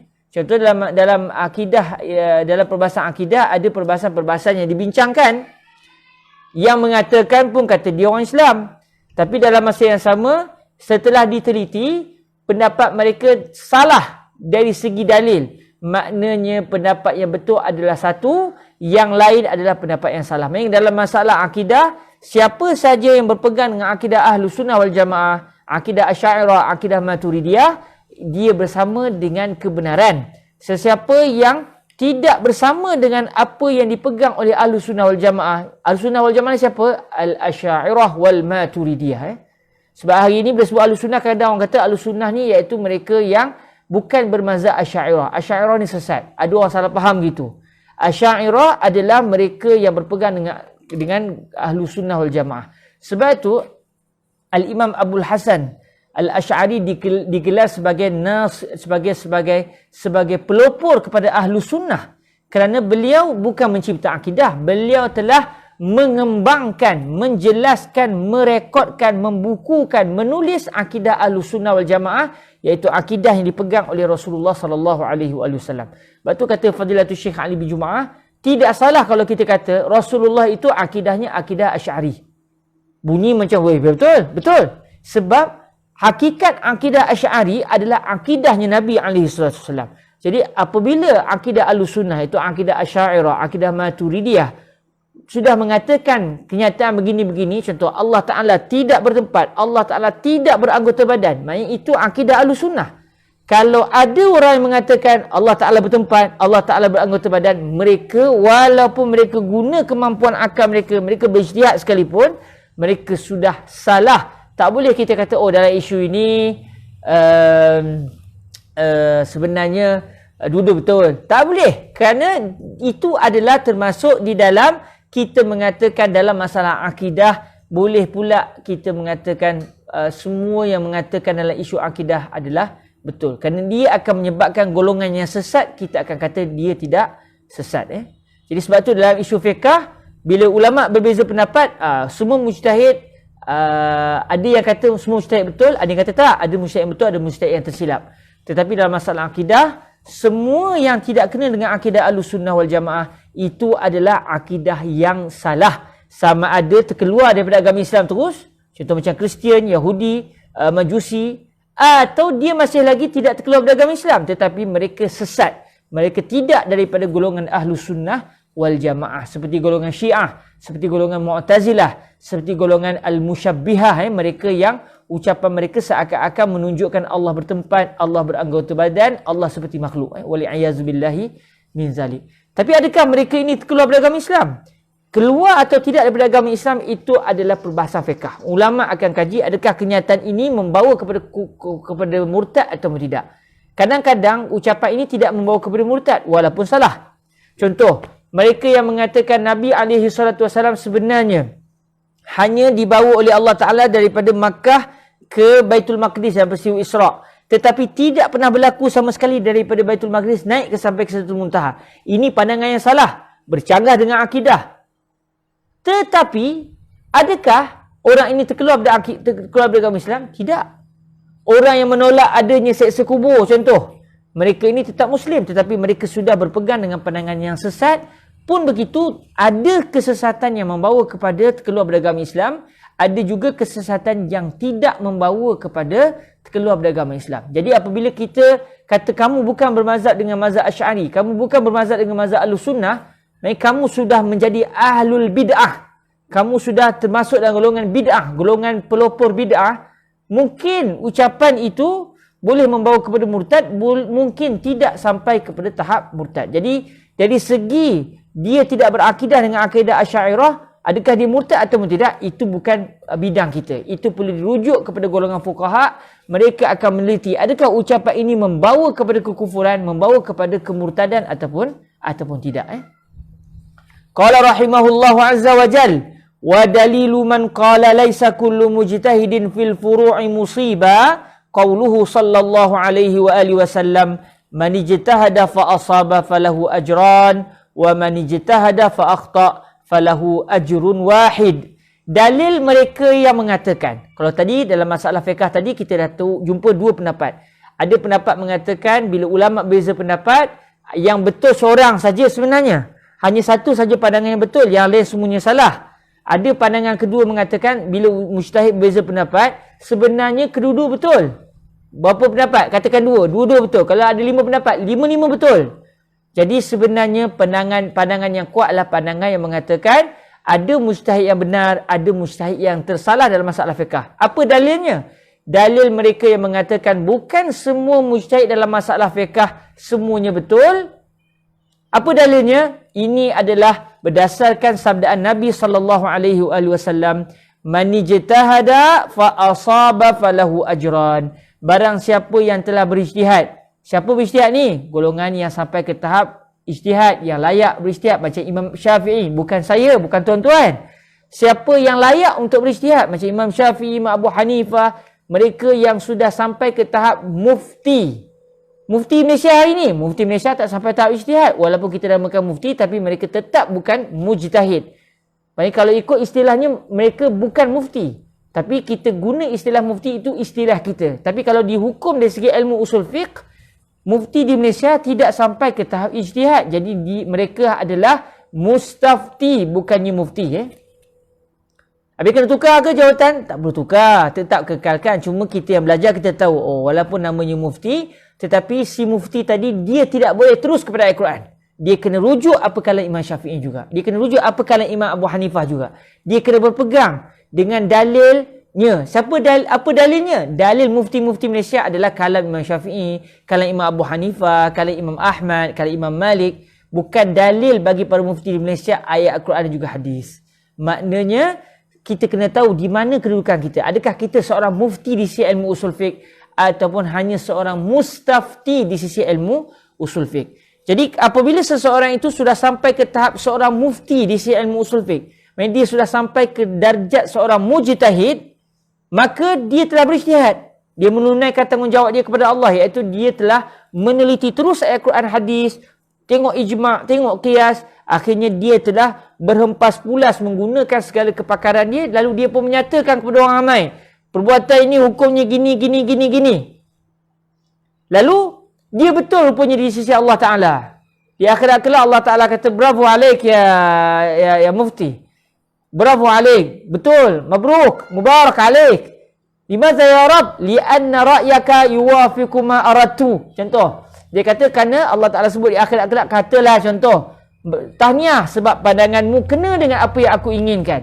Jadi ketika itu Nabi kata, falahu ajran. Mujtahid tadi dia dapat 2 pahala. Maksudnya 2 sebab pahala.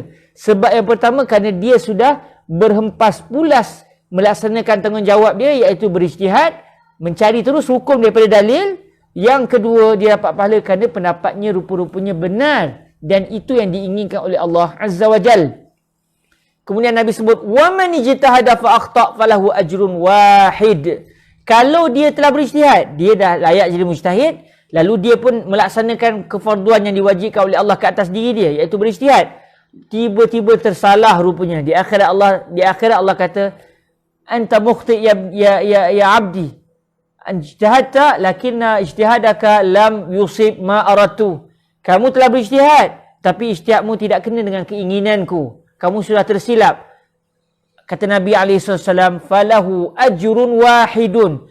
Si mujtahid yang tersilap tadi, di akhirat kelak Allah bagi tahu dia tersilap, dia mendapat 1 pahala. Iaitu dia mendapat pahala dari sudut kerana dia sudah berijtihad. Berapa banyak dia dapat pahala? Mungkin 1,000 ke 2,000 ke Allah Ta'ala lah. Pulanglah. Tapi yang dimaksudkan dia dapat 1 pahala, maksudnya dia dapat pahala dari 1 sudut.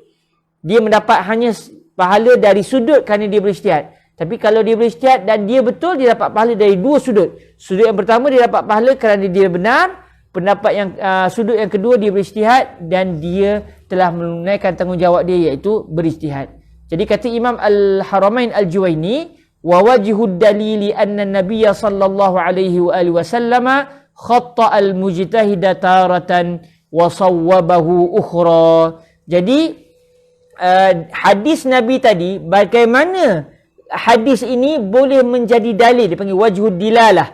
Apakah dia kefahaman yang menyebabkan kita kata hadis ini menunjukkan pandangan yang betul adalah pandangan yang mengatakan mujtahid kalau berbeza pendapat, pendapat yang betul hanya satu, pendapat selain daripada yang satu tu semuanya salah. Kenapa? Berdasarkan dalil tadi, macam mana kamu boleh ambil kenyataan itu daripada hadis tadi?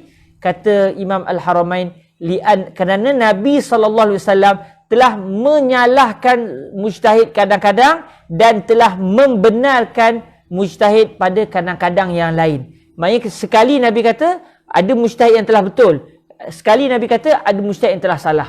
Bila Nabi sendiri yang telah menyatakan mujtahid ni betul, mujtahid ni salah, sebab Nabi kata siapa yang berijtihad lalu dia salah, ada mujtahid yang salah. Nabi kata siapa yang berijtihad lalu dia betul, ada mujtahid yang betul. Jadi di sini menunjukkan ada mujtahid yang betul, ada mujtahid yang tersalah di dalam ijtihad. Lalu ini menunjukkan pandangan yang betul adalah satu, selain daripada satu yang betul tu semua ijtihad yang lain adalah salah. Lalu salahlah bagi para ulama yang berpendapat semua mujtahid adalah betul. Wallahu ta'ala a'la wa a'lam. Alhamdulillah, syukur pada Allah Subhanahu wa ta'ala. Dengan pembacaan tadi, maka khatamlah kita alhamdulillah dalam sekitar berapa puluh majlis, kita 40 majlis ke 41 majlis, saya pun dah terlupa tadi Alhamdulillah, selesailah kita membaca kitab Al-Waraqat karangan Imamul Haramain Al-Juwaini, dan syukur pada Allah Subhanahu wa ta'ala di atas majlis yang barakah ini, daripada satu majlis ke satu majlis daripada majlis yang pada asalnya berada di Mesir, kemudian akhirnya bila berlaku isu Covid saya pulang ke Malaysia, sambung pula kelas secara live. Kalau sebelum ni kelas semuanya secara fizikal, tapi kali ini bertukar secara live. Alhamdulillah kita teruskan. Maka dengan izin Allah pada hari ini khatamlah kita kitab Al-Waraqat karangan Imamul Haramain Al-Juwaini rahimahullahu azza wa jal. Semoga semua yang telah bersama dalam majlis ini mendapat keberkatan oleh Allah Subhanahu wa taala dan diberikan kebaikan di atas majlis pembacaan matan ini biiznillah subhanahu wa taala. Dan atas dasar itu tuan-tuan yang dirahmati Allah, disebabkan mungkin dalam majlis-majlis yang sebelum ni ada tuan-tuan pernah hadir, ada tuan-tuan tak pernah hadir, maka di majlis ini saya nak bacakan seluruh matan Waraqat daripada awal sampai ke akhir tanpa syarah, supaya tuan-tuan dapat meriwayatkan matan Al-Waraqat secara sama, secara mendengar daripada saya. Dan saya telah mendengar seluruhnya daripada guru saya Fadilatul Syekh Said bin Shaltut dengan sanad beliau sampai kepada Imam Al-Haramain Al-Juwaini. Jadi kita ambil masa sikit bagi siapa yang berkelapangan. Saya akan membacakan sekarang seluruh matan Waraqat daripada awal sampai ke akhir tanpa saya menghuraikannya, dengan harapan moga-moga Allah Subhanahu wa taala merezekikan kita persambungan sanad dengan para ulama, lalu moga-moga ia menjadi sebab untuk kita berpaut dengan para ulama tersebut di akhirat kelak. Allahumma amin. Dan kita pun gembira kerana kita bersambung nasab dengan setiap para ulama yang kita menuntut ilmu menerusi kitab-kitab mereka insya-Allah Subhanahu wa taala. Saya akan bacakan matan Waraqat berdasarkan tahqiq saya ini, kerana kadang-kadang sebahagian kitab matan Waraqat berbeza sedikit dari segi lafaznya. Jadi saya ambil berdasarkan hasil tahqiq saya matan Waraqat setelah saya membuat perbandingan beberapa manuskrip, dan alhamdulillah saya selesai menyalin kitab ini pada manuskrip dengan dibuat perbandingan selesai pada hari Sabtu 29 Ramadan tahun 1438 Hijriah. 29 Ramadan tahun 1438 Hijriah 1438 Hijriah. Ketika itu saya berada di bersebelahan dengan makam Sayyidina Al-Husain, dalam kawasan makam Sayyidina Al-Husain radhiyallahu taala anhu, cucu baginda Nabi alaihi salatu wassalam, iaitu yang terletak di kota Kahirah. Maka moga-moga berkat majlis ini, berkat kita membaca kitab ini, semakin kuat semangat kita untuk meneliti ilmu usul fiqh. Walaupun kitab ini berakam, alhamdulillah tuan-tuan boleh dengar rakamannya, dan atas dasar barakah kita meriwayatkan kitab ini secara bersanad. Saya akan bacakan sekarang, mungkin mengambil masa sekitar dalam 15 minit mungkin. Saya akan bacakan matannya semata-mata. Moga-moga tuan-tuan dapat mendengar dia mula sampai habis, lalu bersambung sanadnya, bukan lagi secara ijazah tetapi secara sama'. Cuma sama' ala tariqah al-mubashir, ala tariqah live, walaupun tidak secara secara fizikal, tapi tuan-tuan kena sebutlah, saya telah mendengar kitab ni daripada mula sampai habis secara live. Tu kena sebut tu. Kerana tuan-tuan dapat bukan secara fizikal. Bismillahirrahmanirrahim. Saya bacakan sanadnya terlebih dahulu. Terus habis sanad kita akan terus pergi kepada ucapan Imam Al-Haramain. Bismillahirrahmanirrahim. Haddatsana Syekhuna Al-Usuli Al-Faqih Al-Allama Sayyidi wa Maulai Sayyid Ibnu Jamal Ibni Taufiq Ibni Abdul Halim Ibni Muhammad Shaltut Asy-Syafi'i mazhaban Al-Asy'ariyu aqidatan Asy-Syadzuliyu tariqatan Al-Hasaniyu nasaban Al-ma'rufu lada tullabil ilmi bi-Syaikh Sayyid Shaltut wa huwa min kibari umana'il fatwa bidaril ifta'il misriyah. Hafizahullahu ta'ala wa ra'ahu ijazatan an syaikhina wa syaikhi syuyukhina al-allamah al-usuli al-faqih mufti diyar al-misriyah Nuruddin Ali ibn Jum'ah ibn Muhammad Asy-Syafi'i mazhaba al-Asy'ari aqidatan Asy-Syadzuli tariqatan anil allama al-muhaddis as-sufi al-faqih Asy-Syaikh Muhammadin Zakiyuddin ibn Ibrahim Asy-Syadzuli tariqatan al-Husaini nasaban wa akhbarana syaikhuna Sayyid Shaltut anna asy-Syaikh Muhammadan Zakiyuddin qamat bihi adawatul ifta' an mufti diyar al-misriyah al-Syaikh Hasanain ibn Makhluf al-Adawi an mufti diyar al-misriyah al-Syaikh Abdul Rahman ibn Muhammad ibn Ahmad al-Asyuti anil allama al-muhaqqiq al-usuli al-faqih al-Syaikh Ali ibn Abdul Haq al-Qusi an al-Syaikh Muhammad ibn Muhammad ibn Ahmad ibn Abdul Qadir as-Simbawi al-Maliki al-ma'rufi بالأمير الكبير عن شيخه العلامة نور الدين علي بن أحمد الصعيدي العدوي المالكي وقد لازمه الأمير الكبير ما يفوق 20 سنة عن الشمس محمد بن أحمد بن سعيد الحنفي المكي المعروف كوالده بعقيلة عن الفقيه المفتي شهاب الدين أحمد بن محمد البنا الدمياطي عن الفقيه أبي الضياء نور الدين علي بن علي الشبرملسي عن الفقيه الشافعي نور الدين علي بن يحيى الزيادي عن شهاب الدين أحمد بن حمزة الرملي عن شيخ الإسلام زكريا بن محمد الأنصاري قال أخبرني بها حافظ العصر أبو الفضل أحمد بن علي ابن حجر العسقلاني والشيخ المسند محمد بن عبد الله الرشيدي قال أخبرنا بها الشيخ أبو الفرج عبد الرحمن ابن أحمد الغزي قال أخبرنا بها الشيخ صدر الدين الأنصاري السكري قال أخبرنا بها جدي فخر الدين عبد الله ابن عبد الرحمن السكري عن أبي القاسم عرب شاه الحاكم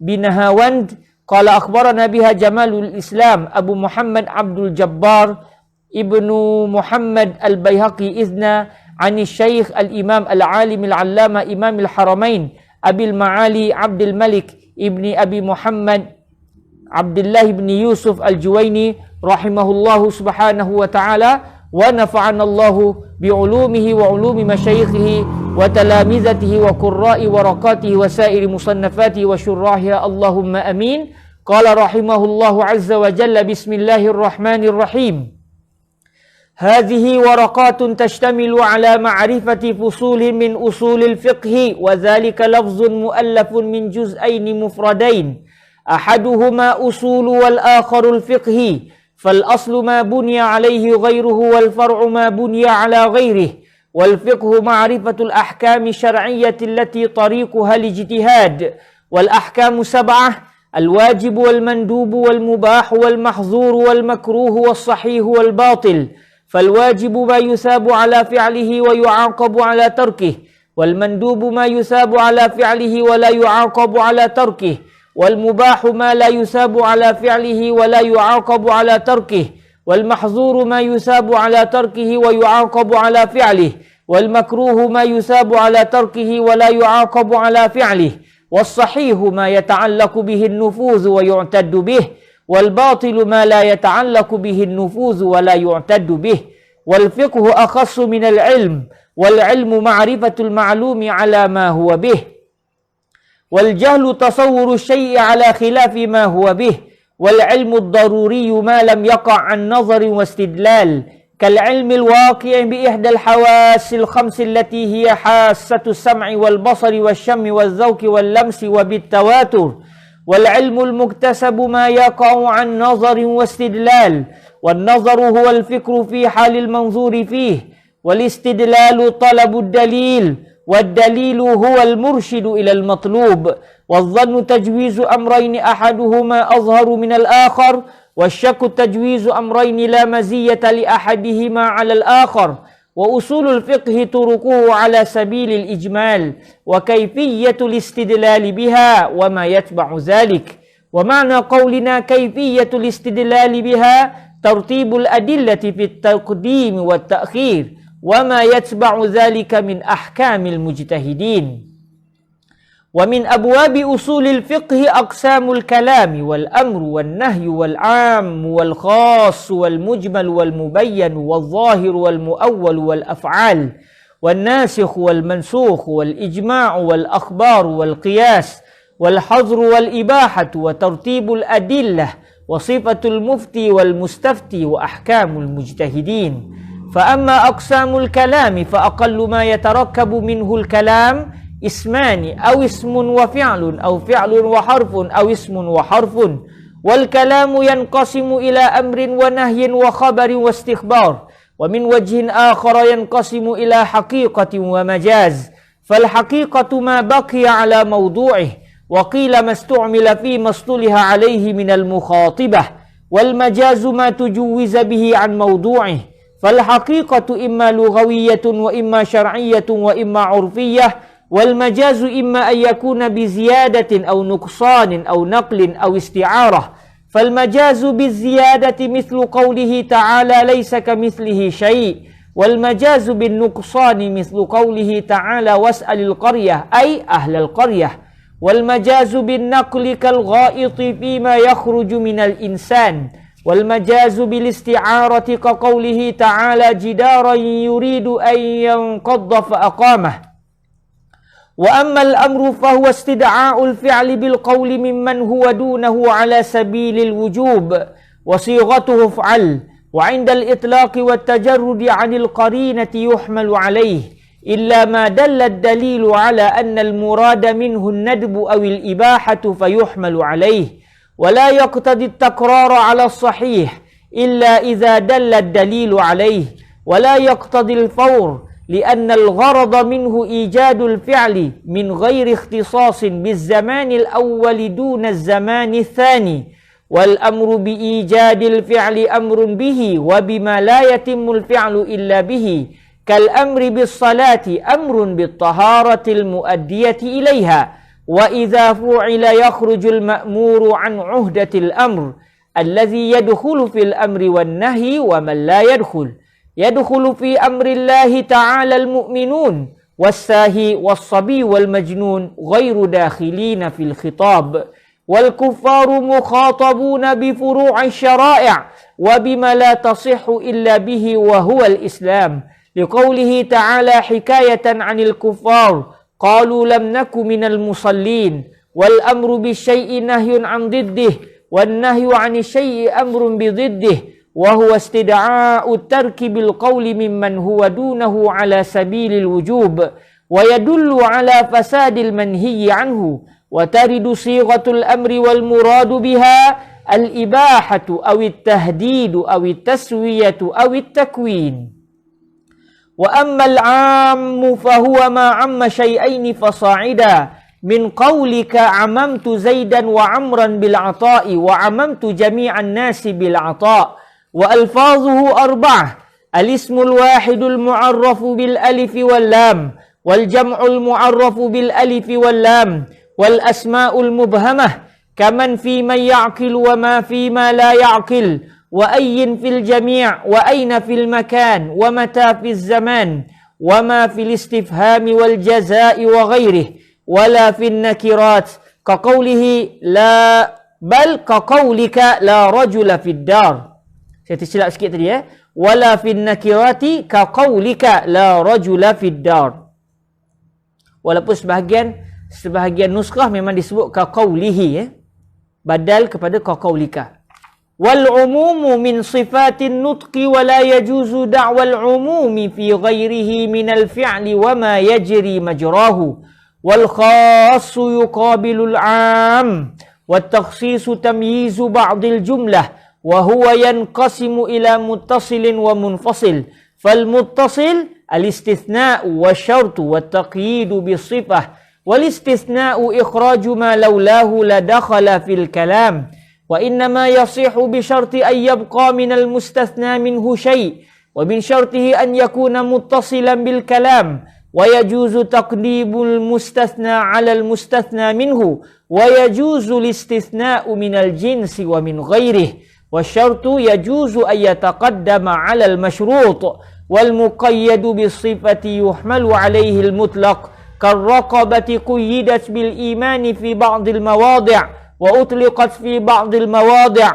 فيحمل المطلق على المقيد ويجوز تخصيص الكتاب بالكتاب والكتاب بالسنة والسنة بالكتاب والسنة بالسنة والنطق بالقياس ونعني بالنطق قوله تعالى وقول الرسول صلى الله عليه وآله وسلم والمجمل ما يفتقر إلى البيان والبيان إخراج الشيء من حيز الإشكال إلى حيز التجلي والنص ما لا يحتمل إلا معنى واحدا وقيل ما تأويله تنزيله وهو مشتق من منصة العروس وهي الكرسي والظاهر ما احتمل أمرين أحدهما أظهر من الآخر ويؤول الظاهر بالدليل ويسمى ظاهرا بالدليل والعموم قد تقدم شرحه الأفعال فعل صاحب الشريعة لا يخلو إما أن يكون على وجه القربة والطاعة أو غيرها فإن كان على وجه القربة والطاعة فإن دل الدليل على الاختصاص يحمل على الاختصاص وإن لم يدل لم يختص به لأن الله تعالى قال لقد كان لكم في رسول الله أسوة حسنة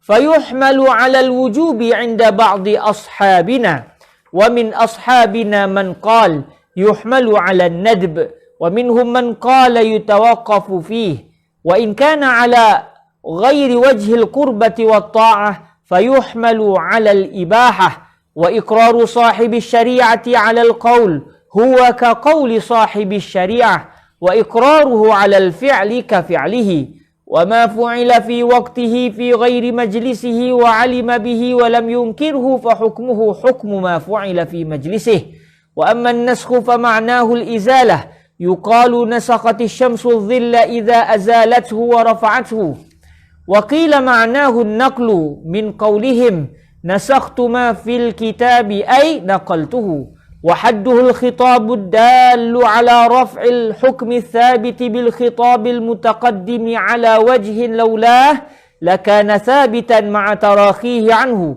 ويجوز نسخ الرسم وبقاء الحكم ونسخ الحكم وبقاء الرسم والنسخ إلى بدل وإلى غير بدل وإلى ما هو أغلظ وإلى ما هو أخف ويجوز نسخ الكتاب بالكتاب ونسخ السنة بالكتاب وبالسنة ونسخ المتواتر بالمتواتر ونسخ الآحاد بالآحاد وبالمتواتر ولا يجوز نسخ الكتاب بالسنة ولا المتواتر بالآحاد لأن الشيء إنما ينسخ بمثله أو بما هو أقوى منه فصل في التعارض إذا تعارض نطقان فلا يخلو إما أن يكونا عامين أو خاصين أو أحدهما عاما والآخر خاصا أو كل واحد منهما عاما من وجه وخاصا من وجه فإن كانا عامين فإن أمكن الجمع بينهما يجمع وإن لم يمكن الجمع بينهما يتوقف فيهما إن لم يعلم التاريخ فإن علم التاريخ فينسخ المتقدم بالمتأخر وكذلك إن كانا خاصين وإن كان أحدهما عاما والآخر خاصا فيخص العام بالخاص وإن كان كل واحد منهما عاما من وجه وخاصا من وجه فيخص عموم كل واحد منهما بخصوص الآخر وأما الإجماع فهو اتفاق علماء أهل العصر على حكم الحادثة ونعني بالعلماء الفقهاء ونعني بالحادثة الحادثة الشرعية، وإجماع هذه الأمة حجة دون غيرها، لقوله صلى الله عليه وآله وسلم: لا تجتمع أمتي على ضلالة، والشرع ورد بعصمة هذه الأمة. والإجماع حجة على العصر الثاني وفي أي عصر كان، ولا يشترط انقراض العصر على الصحيح، فإن قلنا انقراض العصر شرط فيعتبر قول من ولد في حياتهم وتفقه وصار من أهل الاجتهاد، ولهم أن يرجعوا عن ذلك. والإجماع يصح بقولهم وبفعلهم وبقول البعض وفعل البعض وانتشار ذلك وسكوت الباقين عنه. وقول الواحد من الصحابة ليس بحجة على غيره على القول الجديد، وفي القديم حجة. وأما الأخبار فالخبر ما يدخله الصدق والكذب، والخبر ينقسم إلى قسمين: آحاد ومتواتر. فالمتواتر ما يوجب العلم، وهو أن يروي جماعة لا يقع التواطؤ على الكذب من مثلهم، إلى أن ينتهي إلى المخبر عنه، ويكون في الأصل عن مشاهدة أو سماع لا عن اجتهاد. وأخبار الآحاد هو الذي يوجب العمل ولا يوجب العلم، وينقسم إلى قسمين: مسند ومرسل. فالمسند ما اتصل إسناده، والمرسل ما لم يتصل إسناده. فإن كان من مراسيل غير الصحابة فليس بحجة إلا مراسيل سعيد بن المسيب، فإنها فتشت فوجدت مسانيد، والعنعنة تدخل على الإسناد. وإذا قرأ الشيخ يجوز للراوي أن يقول حدثني وأخبرني، فإن قرأ هو على الشيخ فيقول أخبرني ولا يقول حدثني. وإن أجازه الشيخ من غير قراءة فيقول الراوي أجازني وأخبرني إجازة. وأما القياس فهو رد الفرع إلى الأصل بعلة تجمعهما في الحكم، وهو ينقسم إلى 3 أقسام: قياس علة وقياس دلالة وقياس شبه. فقياس العلة ما كانت العلة فيه موجبة، وقياس الدلالة هو الاستدلال بأحد النظرين على الآخر، وهو أن تكون العلة دالة على الحكم ولا تكون موجبة للحكم. وقياس الشبه هو الفرع المتردد بين أصلين فيلحق بأكثرهما شبها.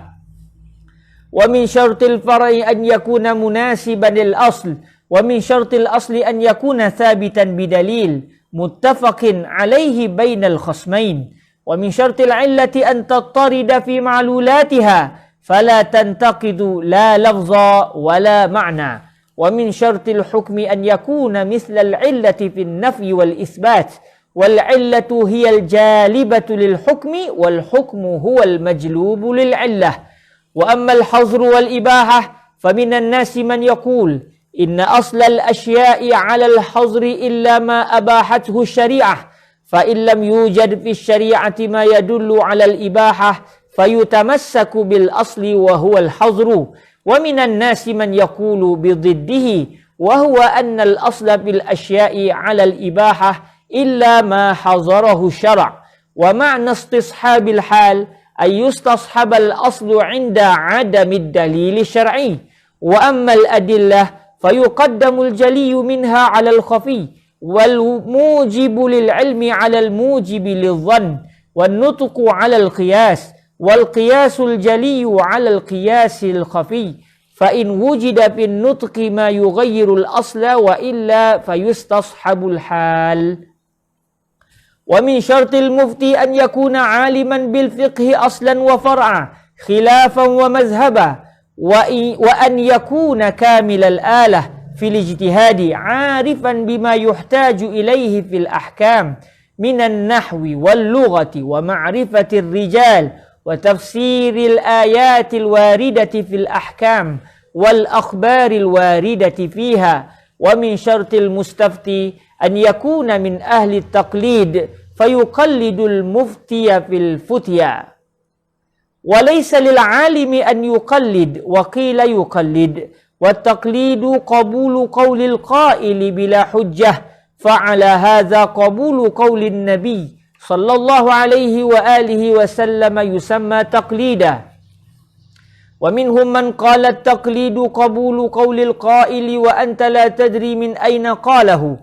Fa in qulna inna an-nabiyya sallallahu alaihi wa alihi wasallam kana yaqulu bil qiyas fayajuzu an yusamma qabulu qawlihi taqlida. Wa amma al-ijtihadu fahuwa bazlul wus'i fi bulughil gharad.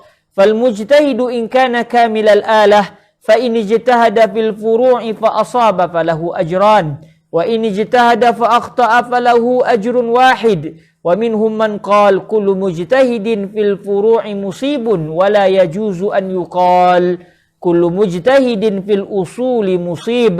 لأن ذلك يؤدي إلى تصويب أهل الضلالة من النصارى والمجوس والكفار والملحدين. ودليل من قال ليس كل مجتهد في الفروع مصيبا قوله صلى الله عليه وآله وسلم من اجتهد فأصاب فله أجران ومن اجتهد فأخطأ فله أجر واحد. ووجه الدليل أن النبي صلى الله عليه وآله وسلم خطأ المجتهد تارة وصوبه أخرى. هذا والحمد لله رب العالمين. Maka selesailah majlis pembacaan matan warakat yang telah kita adakan saban minggu, hampir sekitar dalam 40 majlis, dan pada hari ini alhamdulillah kita telah bacakan matan sahaja, walaupun sebelumnya kita telah menghuraikannya. Kita bacakan matan secara lalu begitu dengan sanad yang bersambung sampai kepada Imam Al-Haramain Al-Juwaini rahimahullahu azza wa jal. Moga-moga Allah azza wa jalla memberkati majlis ini dan menjadikan kita semua di kalangan hamba-hamba Allah yang diberikan kefahaman ilmu, diberikan kefahaman amal, dan dijadikan orang yang sentiasa berada pada landasan yang benar. Moga-moga dengan majlis pembacaan ini menguatkan lagi semangat kita untuk terus mendalami kitabullah, mendalami sunnah baginda Nabi alaihi salatu wassalam, dan mendalami kitab-kitab karangan para ulama Islam yang begitu berkat, yang telah mendidik generasi terdahulu menjadi generasi yang berprinsip dan memiliki keilmuan yang sejati. Moga-moga Allah memberkati kita, memberkati keluarga kita, dan menjadikan kita di kalangan mereka yang memahami agama dengan baik. Allahumma amin, Allahumma amin, Allahumma amin. Terima kasih saya ucapkan kepada semua. InsyaAllah dalam pertemuan yang akan datang, walaupun kita sudah mengkhatamkan kitab, ini tidak bermaksud kita akan memberhentikan pembacaan kitab. Alhamdulillah kita telah berkhatam pembacaan kitab warakat. Jadi insya-Allah pada hari Khamis depan kita akan memulakan pembacaan kitab Syarhul Jalalil Mahalli ala Waraqati Imamil Haramain Al-Juwaini, dan kitab ini tuan-tuan boleh dapatkan di pasaran. Kalau nak download di internet pun ada, kita Arab ada yang yang boleh di-downloadkan, bolehlah cari. Tapi kalau tuan-tuan ingin mendapatkan kitab terbaru keluaran Pusat Pengajian Ruwaq Jawi, yang ini adalah merupakan kitab saya sendiri bersama dengan bira saya Ustaz Luqman bin Yaakob, hampir sekitar 2 tahun kami mengkaji kitab ini, meneliti satu persatu berdasarkan 7 manuskrip 7 manuskrip tulisan tangan. Kami menelitinya dengan baik, yang mana kitab ini adalah merupakan hasil karangan Imam Al-Jalal Al-Mahalli. Imam Mahalli sekenallah dalam mazhab Imam Syafi'i, sangat terkenal di kalangan ulama-ulama tafsir, juga terkenal kerana beliaulah antara penulis kitab tafsir Al-Jalalain.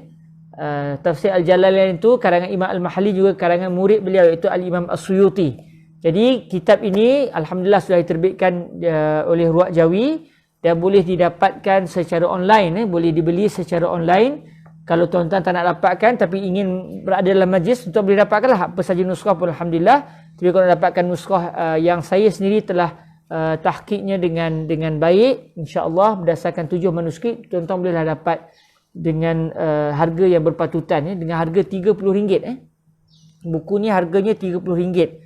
RM30 tidak termasuk harga pos. Harga pos lebih kurang dalam RM6 atau RM7 atau RM8 tu. Secara mudahnya dekat-dekat RM38 lah sekali dengan harga pos. InsyaAllah minggu depan kita akan memulakan pembacaan kitab ini. Kitab ini kita akan meneliti huraian Imam Al-Mahalli terhadap matan warakat yang telah kita pelajari sebelum ini. Maka moga-moga dengan semakin kita meluaskan pembacaan kita menerusi kitab ini, semakin faham kita matan waraqat dan semakin berkembang pengetahuan kita terhadap ilmu usul fiqh yang baru-baru ini menjadi isu ilmu usul fiqh, ilmu yang sangat penting. Dengan ilmu usul fiqh lah kita akan menghormati para ulama silam, menghormati para ulama fiqh yang telah berhempas pulas menggali hukum daripada dalil-dalil syarak. Tapi kalau orang tu dia tidak mendalami usul fiqh, dia akan rasa sebenarnya para ulama ni memandai-mandai. Sebaliknya kita yang telah mendalami ilmu usul fiqh, kita akan tahu ilmu usul fiqh memberitahu kepada kita para ulama kita tidak memandai-mandai. Sebaliknya mereka mencari hukum daripada dalil secara mengikut disiplin yang sebenar. Disiplin itulah yang dinamakan dengan nama ilmu usulul fiqhi. InsyaAllah minggu depan pada pukul 3 petang sebagaimana biasa kita akan memulakan pembacaan kitab Al-Jalal Al-Mahalli, mungkin selama mungkin sekitar 80 majlis. Mungkin dalam 80 majlis kita akan khatamkan kitab ini. Mata waraqat sekitar 40 majlis. Kitab ini insya-Allah mungkin sekitar 80 majlis ke 90 majlis, mungkin 100 majlis. Perlukan sedikit kesabaranlah, kita akan baca sikit-sikit tetapi tanpa dedasakan, tanpa tekanan sebab kita belajar seminggu sekali. Jadi setiap minggu kita akan baca sikit-sikit tanpa terkejar dengan waktu, insya-Allah. Moga-moga sampai satu waktu nanti mungkin sekitar setahun lebih, setiap minggu kita mempelajarinya secara disiplin. Moga-moga keilmuan kita dalam bidang usul fiqh semakin meningkat, dan kalau ada rezeki kita akan baca selepas kitab ni kitab yang lebih tinggi lagi. Kalau ikut guru saya, beliau cadangkan peringkat awal baca kitab Syarhul Hattab Al-Maliki, Qurratul Ain. Tapi setelah saya cuba bersama dengan teman-teman, saya mendapati mungkin peringkat masyarakat awam dia tidak boleh lompat terus daripada mata waraqat terus kepada kitab Al-Hattab. Tapi kena lalu kitab ni dulu. Baru selepas kitab ni kalau kita nak naik lagi sikit, kita boleh naik kepada kitab sama ada Syarah Al-Imam Al-Hattab atau kita boleh naik terus kepada kitab Ghayatul Ma'mul, insya-Allah subhanahu wa ta'ala. Dan kalau ada rezeki kita akan naik lagi sampai kepada kitab yang lebih tinggi, Jamul Jawami' dan sebagainya, insya-Allah. Doakan saya tuan-tuan, moga-moga diberikan usia yang berkat, masa yang berkat, dan diberikan kerajinan untuk terus dapat berkhidmat kepada ummah, kepada kitab-kitab silam. Semoga diberkati Allah seluruhnya. Doa-doakan saya, dan kita doakan setiap daripada kita insya-Allah diberikan kekuatan untuk terus dapat menuntut ilmu. Alhamdulillah, syukur pada Allah di atas majlis yang sangat menggembirakan ini, dapat kita khatam kitab kita pada bulan yang begitu mulia, bulan Rajab, bulan yang termasuk di antara bulan-bulan haram. Moga-moga diberkati Allah. Marilah kita menangguhkan majlis kita pada hari ini dengan kita berselawat ke hadrat baginda Rasulullah sallallahu alaihi wa alihi wasallam. Allahumma salli afdala salatin ala as'adi makhluqatika sayyidina Muhammadin wa ala alihi wa sahbihi wa sallim adada ma'lumatika wa midada kalimatika kullama ذكرك الذاكرون وغفل عن ذكره الغافلون. اللهم صل أفضل صلاة على أسعد مخلوقاتك سيدنا محمد وعلى آله وصحبه وسلم عدد معلوماتك ومداد كلماتك كلما ذكرك الذاكرون وغفل عن ذكره الغافلون. اللهم صل أفضل صلاة على أسعد مخلوقاتك سيدنا محمد وعلى آله وصحبه وسلم عدد معلوماتك ومداد كلماتك كلما ذكرك الذاكرون وغفل عن ذكره الغافلون. سبحانك اللهم وبحمدك أشهد أن لا إله إلا أنت أستغفرك وأتوب إليك. بسم الله الرحمن الرحيم. wal 'ashr innal insana lafi khusr illa alladzina amanu wa 'amilus shalihat wa tawasaw bil haqq wa tawasaw bis sabr. Terima kasih semua. Jazakumullahu khaira. Aqulu qawli hadza wa astaghfirullah li wa lakum. Assalamualaikum warahmatullahi wabarakatuh.